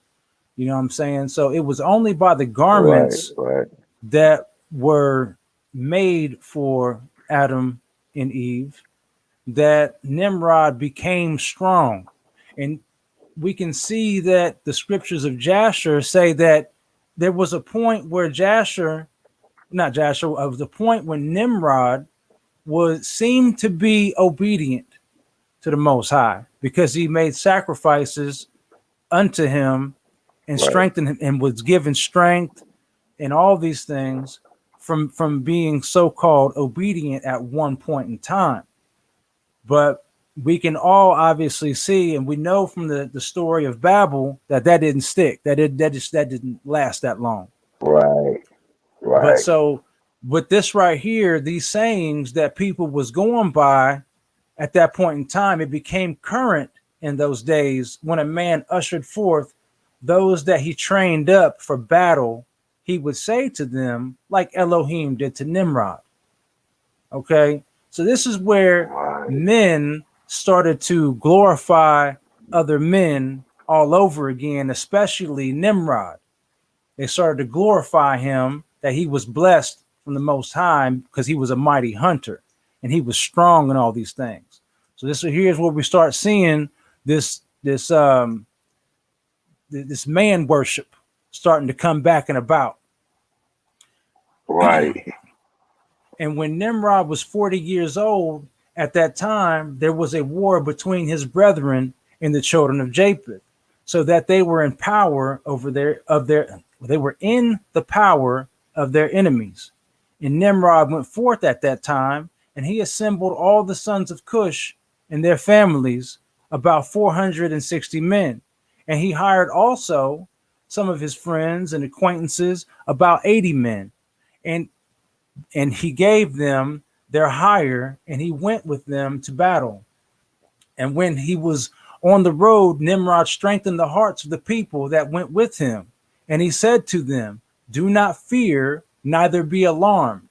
for all our enemies will be delivered into our hands, and you may do with them as you please. And all the men that were about 500, and they fought against their enemies, and they destroyed them and subdued them.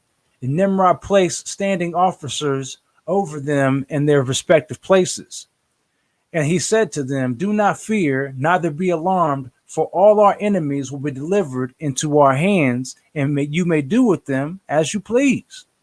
And all the men that went were about 500, and they fought again. Did I repeat that on accident, or did they repeat that?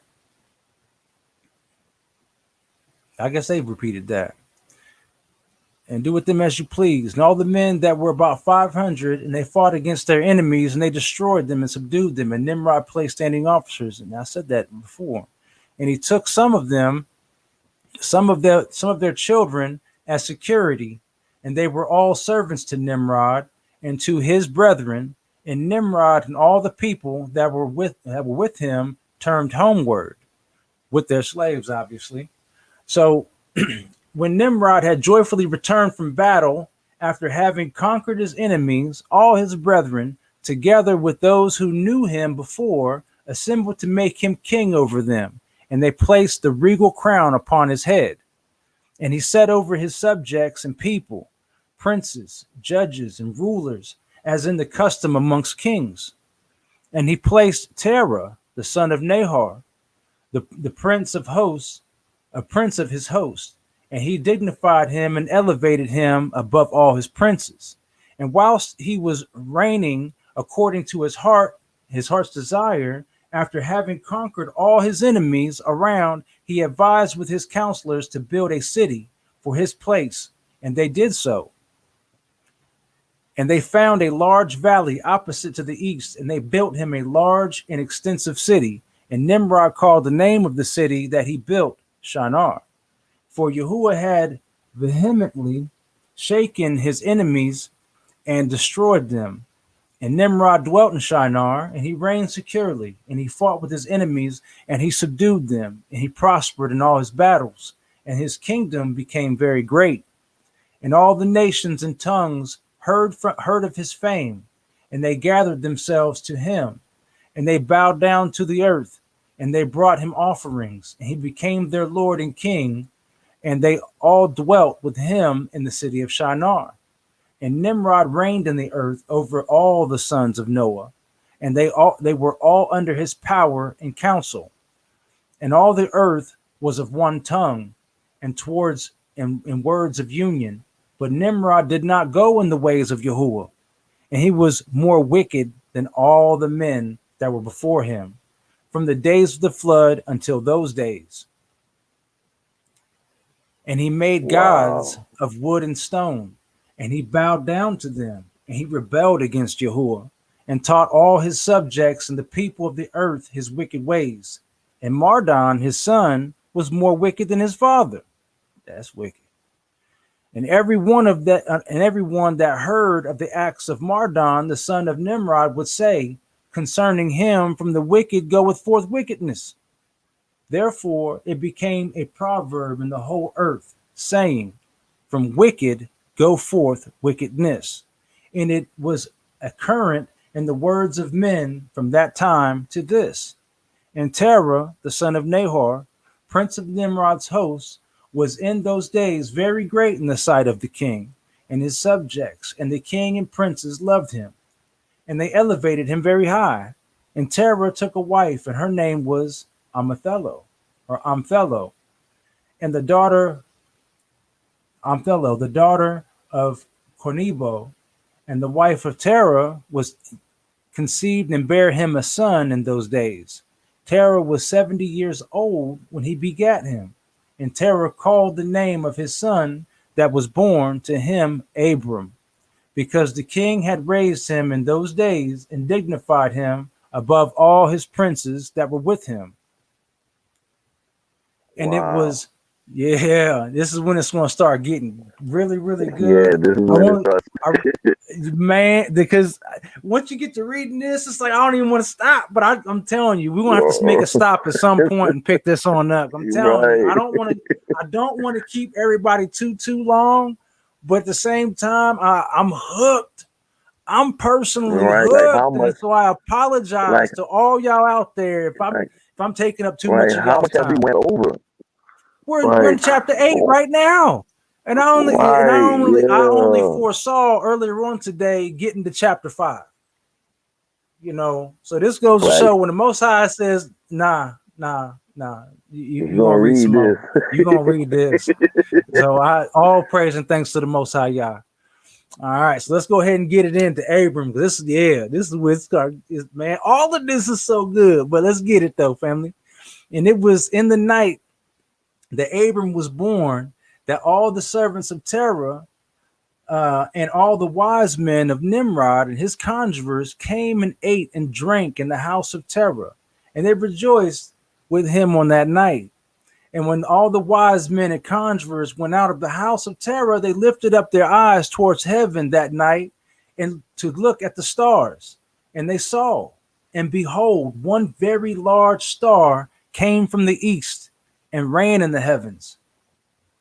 And he swallowed up the 4 stars from the 4 sides of the heavens.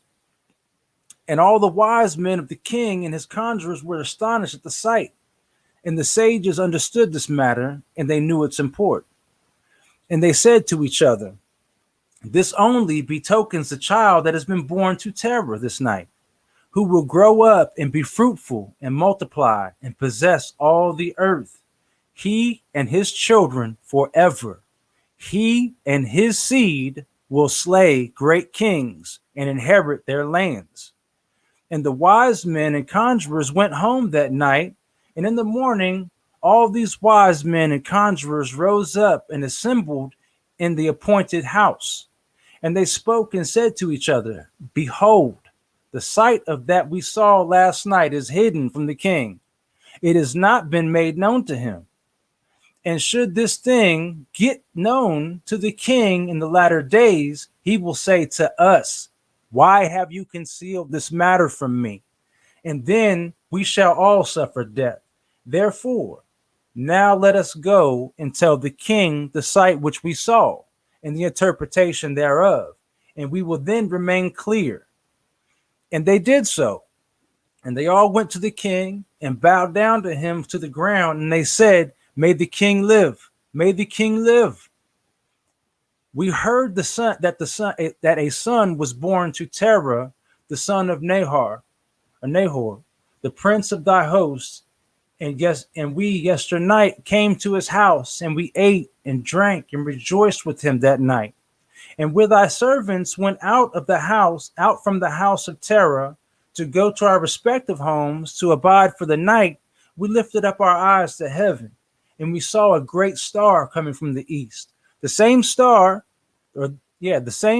ran with great speed and swallowed up the 4 great stars from the 4 sides of the heavens. And thy servants were astonished at the sight which we saw, and were greatly terrified. And we made our judgment upon the sight, and knew by our wisdom the proper interpretation thereof, that this thing applies to the child that is born to Terah, who will grow up and multiply greatly and become powerful and kill all the kings of the earth and inherit all their lands, he and his seed forever. And now, our Lord and King, behold, we have truly acquainted thee with what we have seen concerning this child. If it seems good to the king to give his father value for this child, we will slay him before he shall grow up and increase in the land, and his evil increases against us, that we and our children perish through his evil. And the king heard their words, and they seemed good in his sight. And he sent and called for Terah, and Terah came before the king. And the king said to Terah, I have been told that a son yet was yesternight born to thee, and after this manner was observed in the heavens at his birth. And now, therefore, give me the child, that we may slay him before his evil springs up against us. And I will give thee for his value thy house full of silver and gold. And Terah answered the king and said to him, my lord and king, I have heard thy words, and thy servant shall do all that his king desireth. But my lord and king, I will tell thee what happened to me yesternight, that I may see what advice the king. I will tell thee what happened to me yesternight, that I may see what advice the king will give his servant, and then I will answer the king upon what he has just spoken. And the king said, Speak. And Terah said unto the king, Aon, the son of Mored, came to me yesternight, saying, Give unto me the great and beautiful horse, give unto me the great and beautiful horse that the king gave thee, and I will give thee silver and gold, and straw and provender for its value. And I said to him, Wait till I see the king concerning thy words, and behold, whatever the king saith, that I will do. And now, my lord and king, behold, I have made these things known to thee, and the advice which my king will give me unto his servant, that I will follow. And the king heard the words of Terah, and his anger was kindled, and he considered him in the light of a fool, because Terah didn't exactly answer his question. He was like, went into a different story, trying to associate the two. And the king answered Terah, and he said to him, Art thou silly, ignorant, or deficient in understanding, to do this thing, to give thy beautiful horse for silver and gold, even for straw and provender? Art thou short of silver and gold, that thou should do this thing, because thou canst not obtain straw and provender to feed thy horse? And what is silver and gold to thee, or straw and provender, that thou should givest away that fine horse which I gave thee, like which there is none to be had on the whole earth? And the king left off speaking. And Terah answered the king, saying, Like unto this has the king spoken to his servant. I beseech thee, my lord and king, what is this that which thou didst say unto me, saying, Give thy son, that we may slay him, and I will give thee silver and gold for his value? What shall I do with silver and gold after the death of my son? Who shall inherit me? Surely then, at my death, the silver and gold will return to my king who gave it. And the king heard the words of Terah and the parable which he brought concerning the king, and it grieved him greatly, and he was vexed at this thing, and his anger burned within him. And Terah saw that the anger of the king was kindled against him, and he answered the king, saying, All that I have is in the king's power. Whatever the king desired to do to his servant, that let him do. Yea, even my son, he is in the king's power, without value in exchange, he and his two brothers that are older than he. And the king said to Terah, No, but I will purchase thy younger son for a price. And Terah answered the king, saying, I beseech thee, my lord and king, to let thy servant speak a word before thee, and let the king hear the word of his servant. And Terah said, Let my king give me 3 days' time till I consider this matter within myself and consult with my family concerning the words of my king. And he pressed the king greatly to agree to this. And the king hearkened to Terah, and he did so, and he gave him 3 days' time. And Terah went from the king's presence, and he came home to his family, and he spoke to them all the words of the king, and the people were greatly afraid. So if any of this missed y'all, family, Terah associated, telling this, he made Nimrod mad by showing him the error of of his request, by saying that, well, so and so was like, yo, send me that horse you got from the king, for silver, gold, straw, something like that. And he's like, well, let me go talk to the king and see what he says. by explaining this likeness in his request. And that's when Nimrod got mad and said, are you stupid? Are you lacking understanding? You know what? Matter of fact, are you lacking any money? Are you lacking anything right now that you would sell this fine horse that I gave you for silver, gold, or even straw? You know, say that's a fine horse. Why would you want to sell this fine horse for anything? And so Terah had to relate back to him, the error of his request. Like, but this is my son. And all of us, me and my children, we're already in your power. We're already under your rule. So whatever you say, we have to do. So it's like, what's really the difference? You know what I'm saying? So whether you choose to do whatever you want with me or my sons, you're the king. You know what I'm saying? We whatever you say goes. And Nimrod was like, nah, I want to buy him from you. And he was like, well, but who's going to inherit me? You know what I'm saying? So even if I give my son to you for money, and when I die, whatever money you gave me, it's going to go back to you and your household anyway. You know what I'm saying? So what's the difference? What's really the difference? Right. Brother, you hit it right on the nail. I can't even. I don't have no response because you hit it right on the nail. You took it right out of my mouth. Like that's the same thing I'm getting. Is like he was just making it. But it seems like it was making Nimrod mad because of the point of he couldn't get him. You know what I mean? He still couldn't buy Abram from him. But in the sense of that, he was making. Terah made sense of it until the point to where it's like. If I sell it to you, you own me basically anyway, so what's the, but man, it's just so much drop where I can't stress it more that the page that the words jump off the page and it kind of give you chills. They do. That's why I love reading Jasher. I'm telling you what. Woo. Go ahead, this particular verse kind of puts us in the time that we're in now. If we just try to put it into present day context, our past and our present president, Trump, Biden, they thought that we're all just fools. And during this time of awakening, we just realized how crooked and corrupt our government is.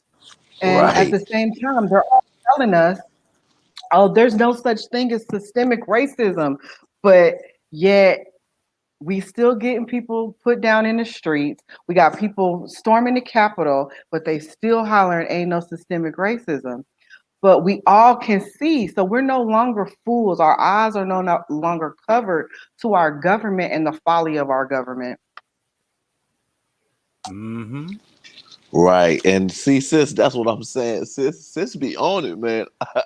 I love that's what I'm saying. Like sis be coming with that fire. I didn't even look at it like that. And I'm like, wow, like yeah, like it all makes sense. And that's the beauty of us coming together under the word that it all makes sense. You know what I mean? It all makes sense. And like I said, he could speak through anything.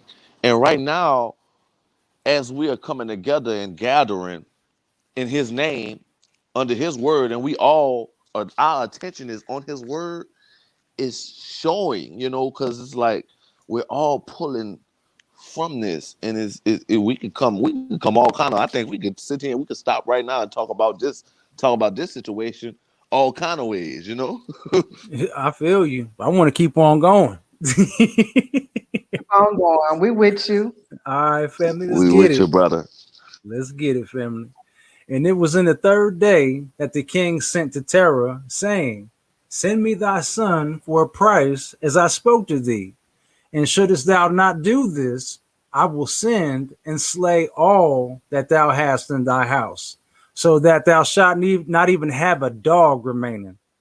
And Terah hastened, and as the thing was urgent from the king, and he took a child from one of his servants, which his handmaid had borne to him that day, and Terah brought the child to the king and received value for him.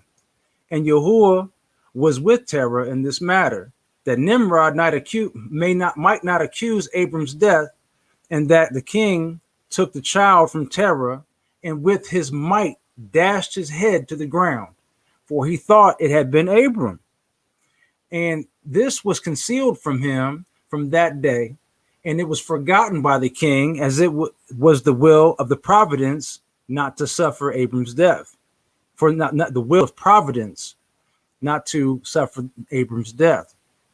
And Terah took Abraham his son secretly, together with his mother and nurse, and he concealed them in a cave, and he brought them their provisions monthly. And Yahuwah was with Abram in the cave, and he grew up.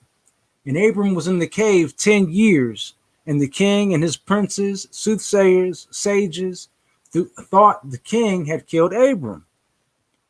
Chapter 9. And Wow. Haran, the son of Terah, Abram's oldest brother, took a wife in those days.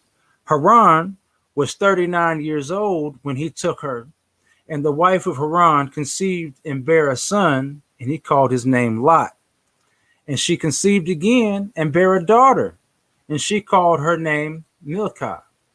And she again conceived and bare a daughter, and she called her name Sarah or Sarai. Haran was 42 years old when he begot Sarai, which was in the 10th year of the life of Abram.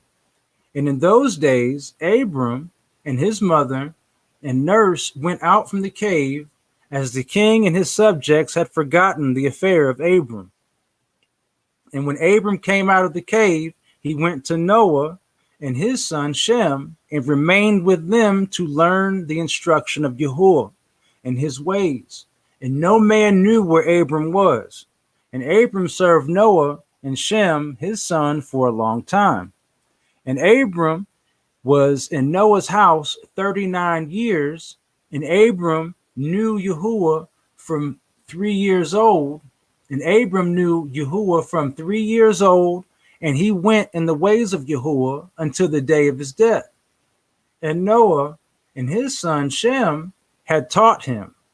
And all the sons of the earth in those days greatly transgressed against Yahuwah, and they rebelled against him, and they served other gods, and they forgot Yahuwah, who had created them in the earth.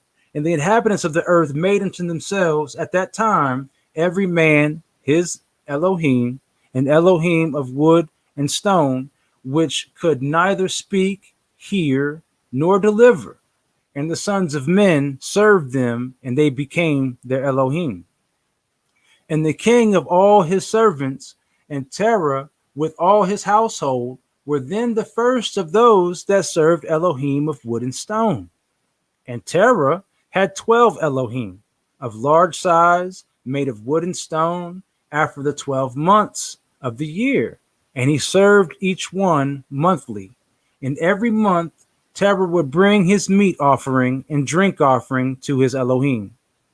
Thus did Terah all the days, and all the generation that were wicked in the sight of Yahuwah, and thus made every man his Elohim, but they forsook Yahuwah, who had created them.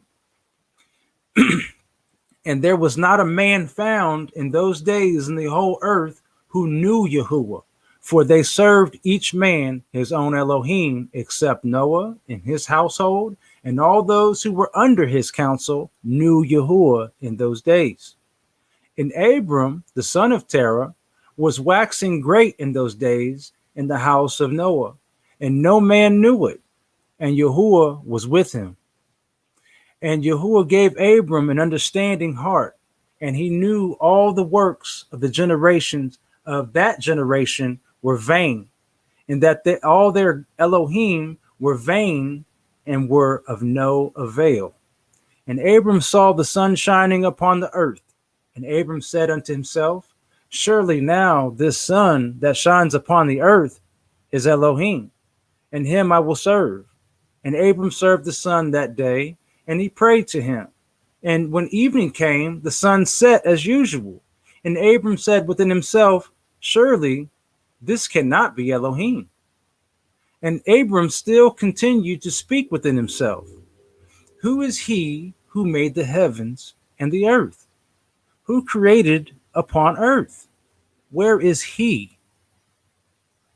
And night darkened over him, and he lifted up his eyes toward the west, north, south, and east. And he saw that the sun had vanished from the earth, and the day became dark.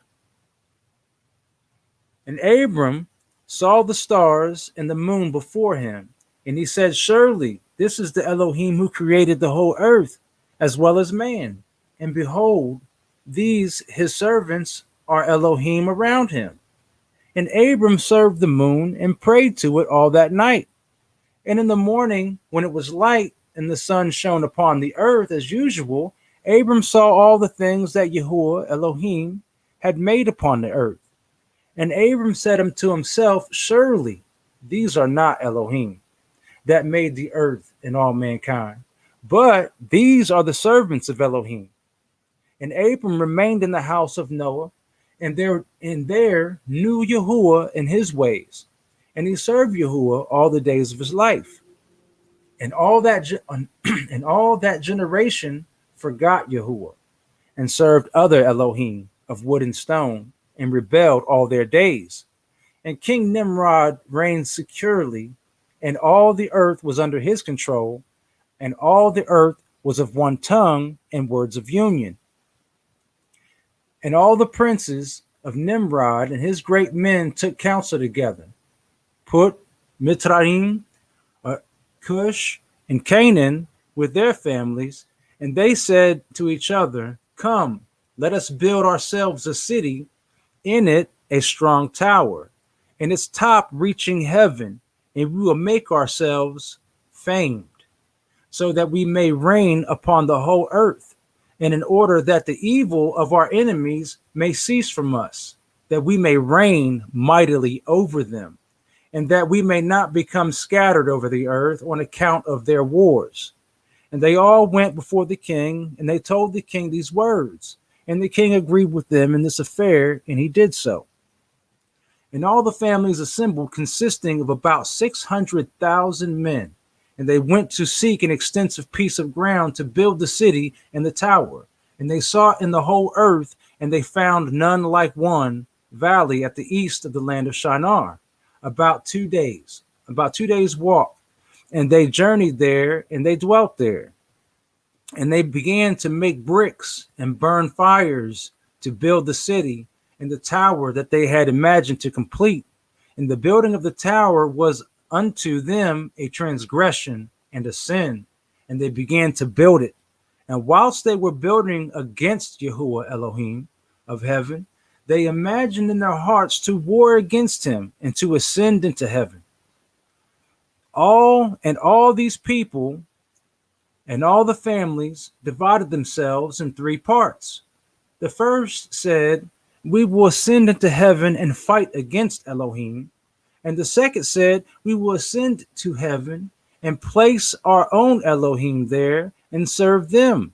And the third part said, we will ascend to heaven and smite him with bows and spears. And Elohim knew all their works and all their evil thoughts. And he saw the city and the tower which they were building. And when they were building, they built themselves a great city and a very high and strong tower on account of its height. The mortar and bricks did not reach the builders in their ascent to it, until those who went up had completed a full year. And after that, they reached to the builders and gave them the mortar and the bricks. Thus was done daily. And behold, these ascending and others descending the whole day. And if a brick should fall from their hands and get broken, they would all weep over it. And if a man fell and died, none of them would look at him. Wow. And Yahuwah, that part. And Yahuwah knew their thoughts. And it came to pass when they were building, they cast arrows toward the heavens, and the arrows fell upon them filled with blood. And when they saw them, they said to each other, surely we have slain all those that are in heaven. For this was from Yahuwah in order to cause them to err, and in order to destroy them from off the face of the ground. And they built a tower in the city, and they did this thing daily until many days and years were elapsed. And Elohim said to the 70 angels who stood foremost before him, to those who were near to him, saying, come, let us descend and confuse their tongues, so that no man shall understand the language of his neighbor. And they did so unto them. And from that day following, they forgot each man his neighbor's tongue, and they could not understand to speak in one tongue. And then when the builder took from his hands of his neighbor lime or stone, or he did not, which he did not order, the builder would cast it away and throw it upon his neighbor, that he would die. And they did so many days, and they killed many of them in this manner. And Yahuwah smote the three divisions that were there, and he punished them according to their works and designs. Those who said, we will ascend to heaven and serve our Elohim, became like apes and elephants. And those who said, we will smite the heaven with arrows, Yahuwah killed them, one man through the hand of his neighbor. In the third division of those who said, we will ascend to heaven and fight against him, Yahuwah scattered them throughout the earth. And those who were left amongst them, when they knew and understood the evil which was coming upon them, they forsook the building, and they also became scattered upon the face of the whole earth. And they ceased building the city and the tower. Therefore, he called that place Babel, or Babel. Well, Babel. For there Yahuwah confounded the language of the whole earth. Behold, it was in the east of the land of Shinar. And as to the tower which the sons of men built, the earth opened its mouth and swallowed up 1/3 part thereof. And a fire also descended from heaven and burned another third, and the other third is left to this day. And it is of that part which was aloft, and its circumference is 3 days' walk. And many of the sons of men died in that tower, a people without number.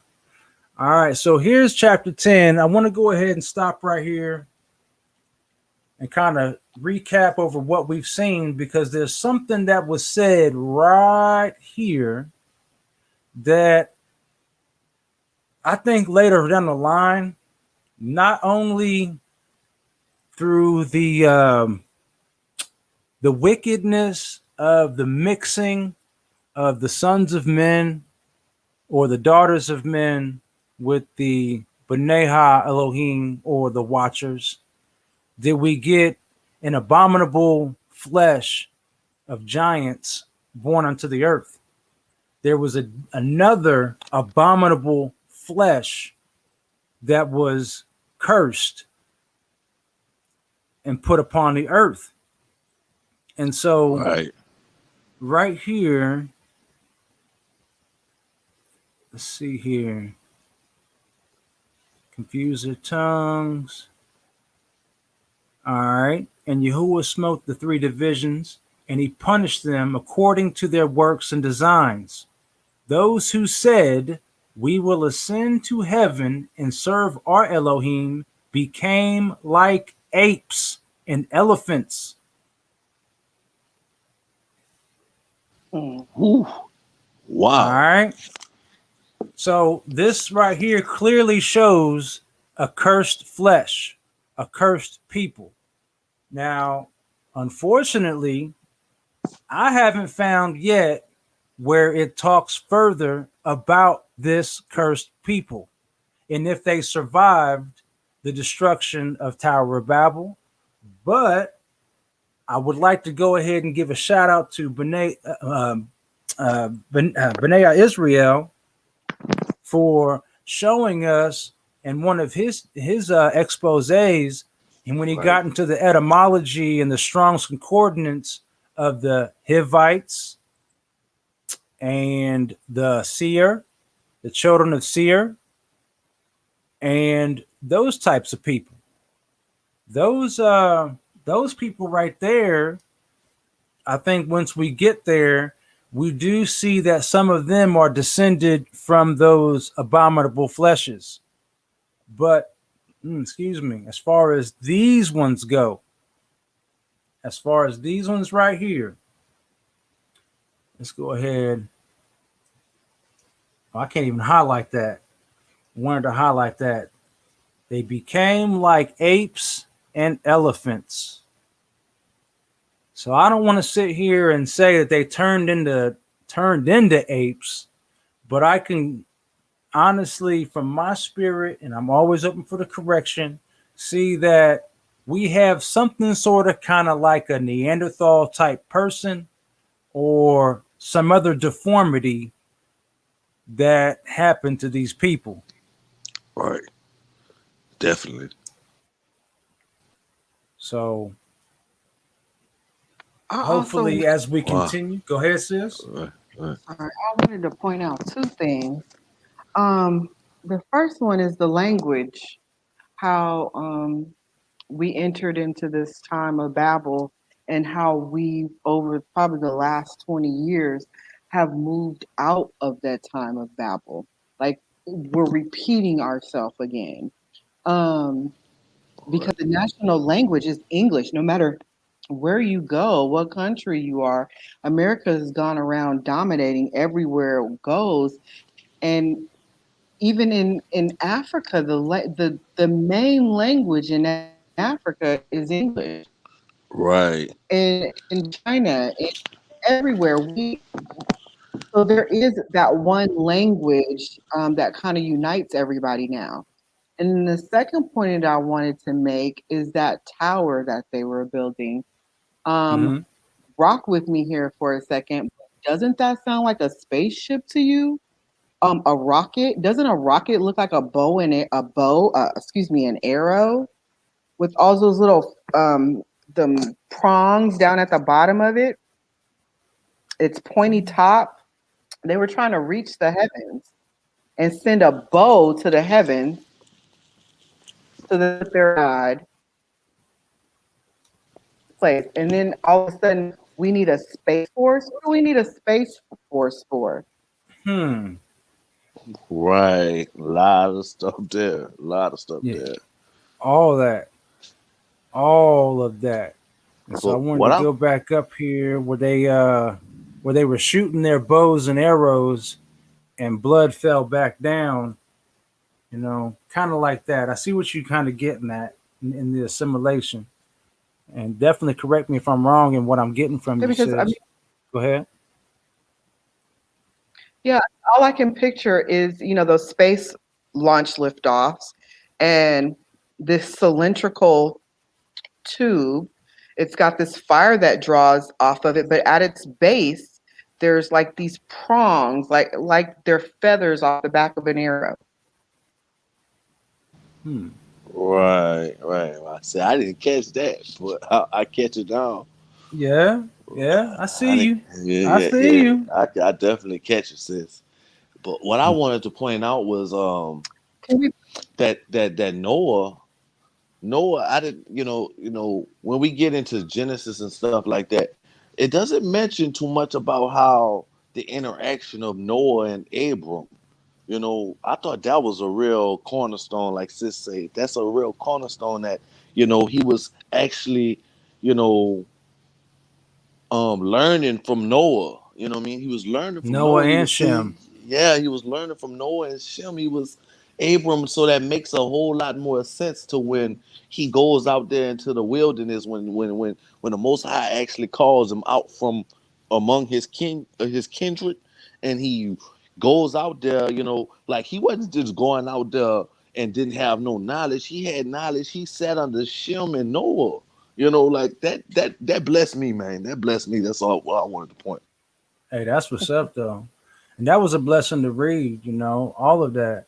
So I'm gonna go ahead and unshare this for a hot moment because I think I was just showing right there actually this part right here and all the arrows. And so that's what they're trying to do. And with the I can see what you're saying, sis. Absolutely. Sending these Right. space shuttles Right. up, these rockets up, you know, Mhm. and the deceptions in which they the error which comes back down from these satellites, you know what I'm saying? That type of thing. Right. This foolishness that we keep getting from these things that they've shot up there. But go ahead and bring us back to here. Stop the screen share there. I want to thank everybody for tuning on in. Most High willing, we'll come back on Shabbat or Saturday and at some point in time and pick up from chapter 10. And most high willing, we'll do these more often in between, the music that I'm sharing and all these things, because the music aspect is one thing for, something to vibe to, something to jam to. You got that spiritual warfare music, to protect you, to consider whether it be milk, wheat, or meat. You know what I'm saying? We take in the inspiration, the nourishment that the Most High has given us through this musical format that we're already accustomed to. And that's one thing. But I know there's a lot of y'all out there that's just like me.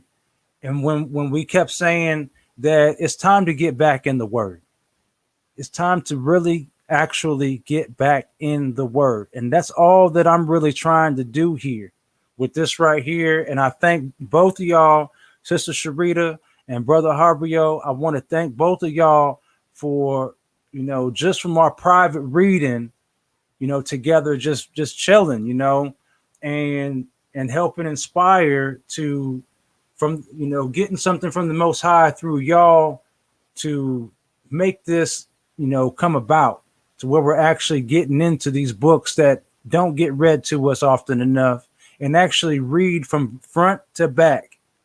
You know what I'm saying? It's one good thing, and I don't discount any good teacher out there. I love all y'all teachers out there. Thoughts, Camera, Action, Dante Fortson, Minister Jacoba, all of y'all.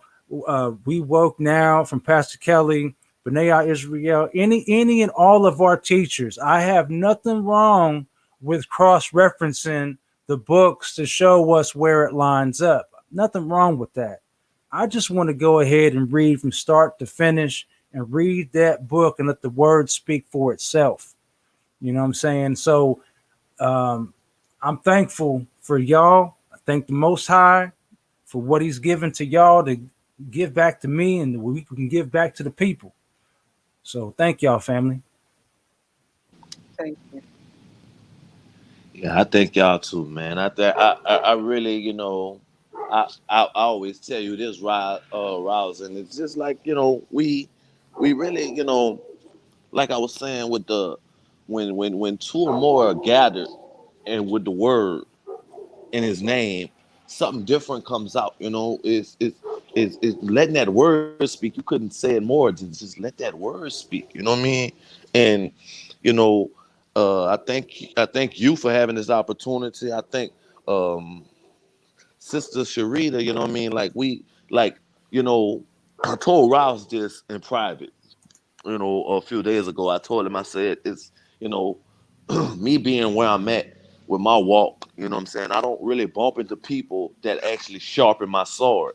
And, we had this private conversation that, you know what I'm saying, when me, you, and Sharita had the conversation where we was actually really doing this and putting this to, you know what I'm saying, we was actually really just reading, you were reading Jasher, and we was just coming with these conversations. And it was like, I've never, since my awakening, I've never bumped into people that actually sharpen my sword. When you say iron sharpen iron, and I think that's the goal of this of this whole show is just to sharpen the sword. You know what I'm saying? Sharpen. You know what I'm saying? We all come together. When we come together, something different happens.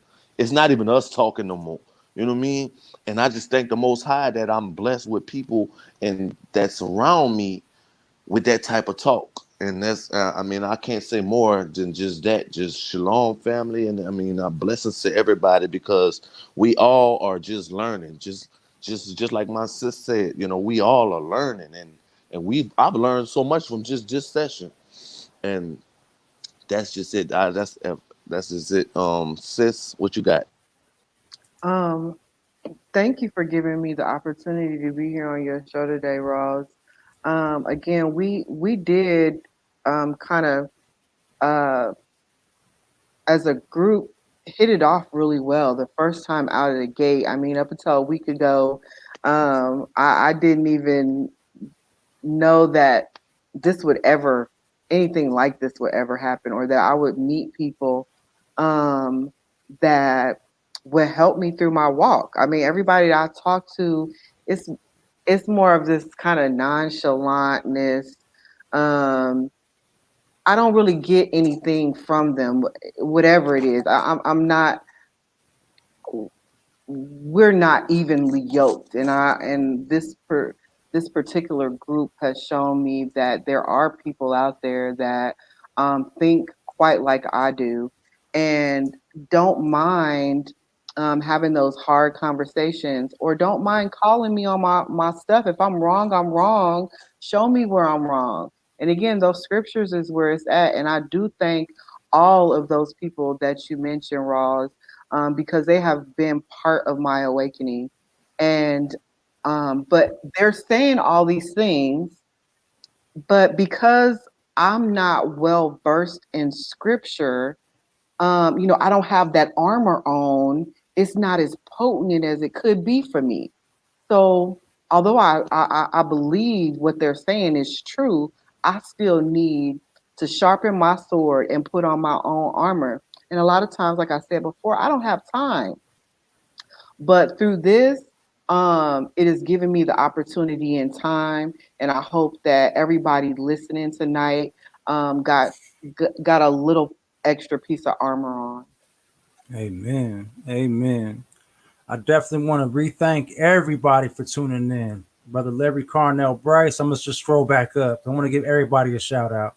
Brother Larry Carnell Bryce, Secret You Can't Hide, Cam 2 Player, Tokyo Woodard, Shauna Shade, Miss B, love you, love you, love you, sis. Love you, Shauna Shade. Appreciate y'all. Absolutely. I'm trying to scroll up some more.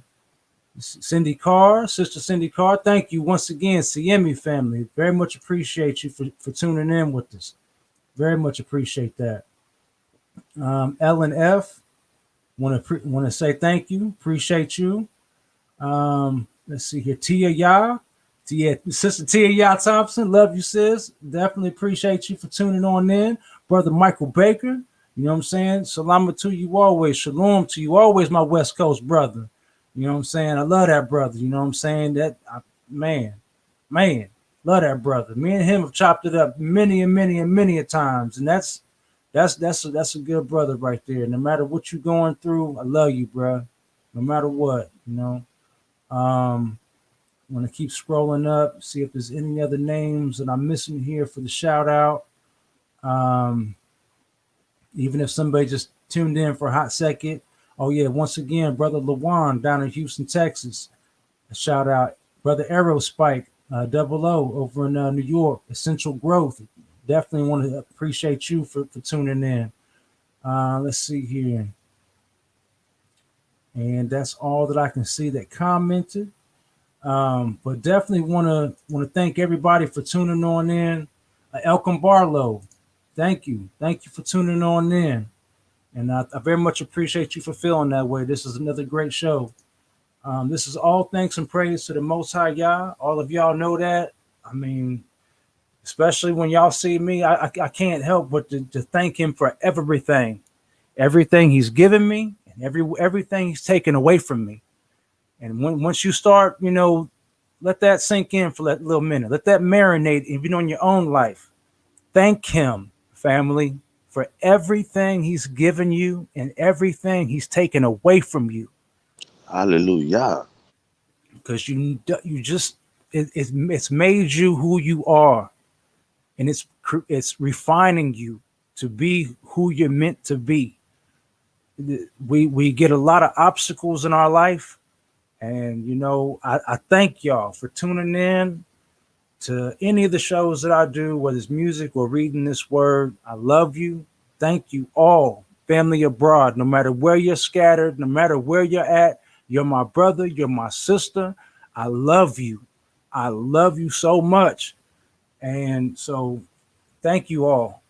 Go ahead, family. If y'all want to give one last final shout out to anybody, or how they can get a hold of you, or if you want that or whatever, it's up to y'all. Go ahead and say what you got to say, and then we'll go ahead and hit the outro music. I have a channel on. It's under my name, Sharita Long. It is not a whole lot of stuff there, but I will be working on content. Just working on a direction to go. So check me out. My testimony story is there. Um, so hopefully I'll see you soon. Bye bye. Shalom. All right, and I don't have any channel. A lot of people, I just want to give, Red Letter Raps, Raws, like a big shout out, because it's just, I'm honored to be on there and talk. I'm not a I'm not a teacher, so I don't have a channel. You know what I'm saying? I consider myself as a soldier, yeah, soldier of the Most High, and it's, I'm a learner. I'm a learner, so I study these. You know what I'm saying? And being a soldier, I study these weapons. You know what I'm saying? Like, the names, the names mentioned that Rouse mentioned. Teo, um, Pastor Teo, Pastor Kelly. Dante. Pastor Darby, these are people that I listen to on a daily basis. You know what I'm saying? I listen to those people on a daily basis, and I just study the weapons. I don't find it to teach, you know what I mean? And I thank Ross for giving me an opportunity to speak, but I don't find it to teach, because I feel like I'm a soldier, and I learn. I learn, you know what I mean? I'm from Louisiana. I'm young. I learn, and that's what I do. I learn so I can, witness. I witness. You know what I'm saying? More. Everything is, about me witnessing. You know what I'm saying? I have more encounters of me witnessing to people. So when I witness to people, I want to have these things on deck. I want to have these scriptures, these teachings that everybody is, that Israel as a community is putting out. I want to have these teachings on deck. So when I'm witnessing to somebody, I can witness in a proper way, you know what I'm saying? And they can witness my testimony. And I just give thanks to the Most High. I give all praise to the Most High for bringing us together, because in the sense of this wasn't, Riles and Sis can consist to this and say that, this wasn't planned really. You know what I'm saying? We put it together, but this wasn't really planned. This is the stuff that we do behind the scenes. We chop it up and build in fellowship behind the scenes, and this was something that we felt like we should share with you guys. You know what I mean? And that's just where it's at with it. I don't have a channel. You know what I'm saying? I'm in Louisiana, where I'm from, a lot of people know me for rap. I used to do music. I put my music out. You know what I'm saying? I've came from that lost stage to where I'm at now, and I put out. You know what I'm saying? I put out music, but as far as teaching, you won't find a Harry O YouTube of me teaching, because I learn, and I'm just so grateful to even be on this on the platform, be a part of the panel, to even talk and speak, because this is where it's at. The word is where it's at, and I can't stress it enough to say that the word jumps off the page. And I want to thank you, Brother Ross. I want to thank you, Sis, and that's just it. Shalom, family. I love y'all. Love you, Israel. No doubt. Amen. Hallelujah. And you're right. We didn't plan on doing this. This was not planned to do.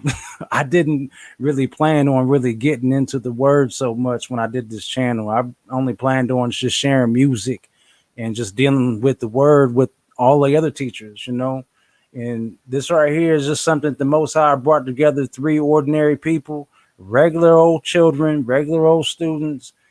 I mean, neither one of us are script quoters. Neither one of us are, just straight up, teachers like that. But that's why we came together to allow the word to teach us, all of us, and everybody that tunes in. So thank y'all, family. I'm gonna go ahead and hit the outro music once again. Shalom, salama, siyemi, shalom to you all, family abroad. We all love you. Peace.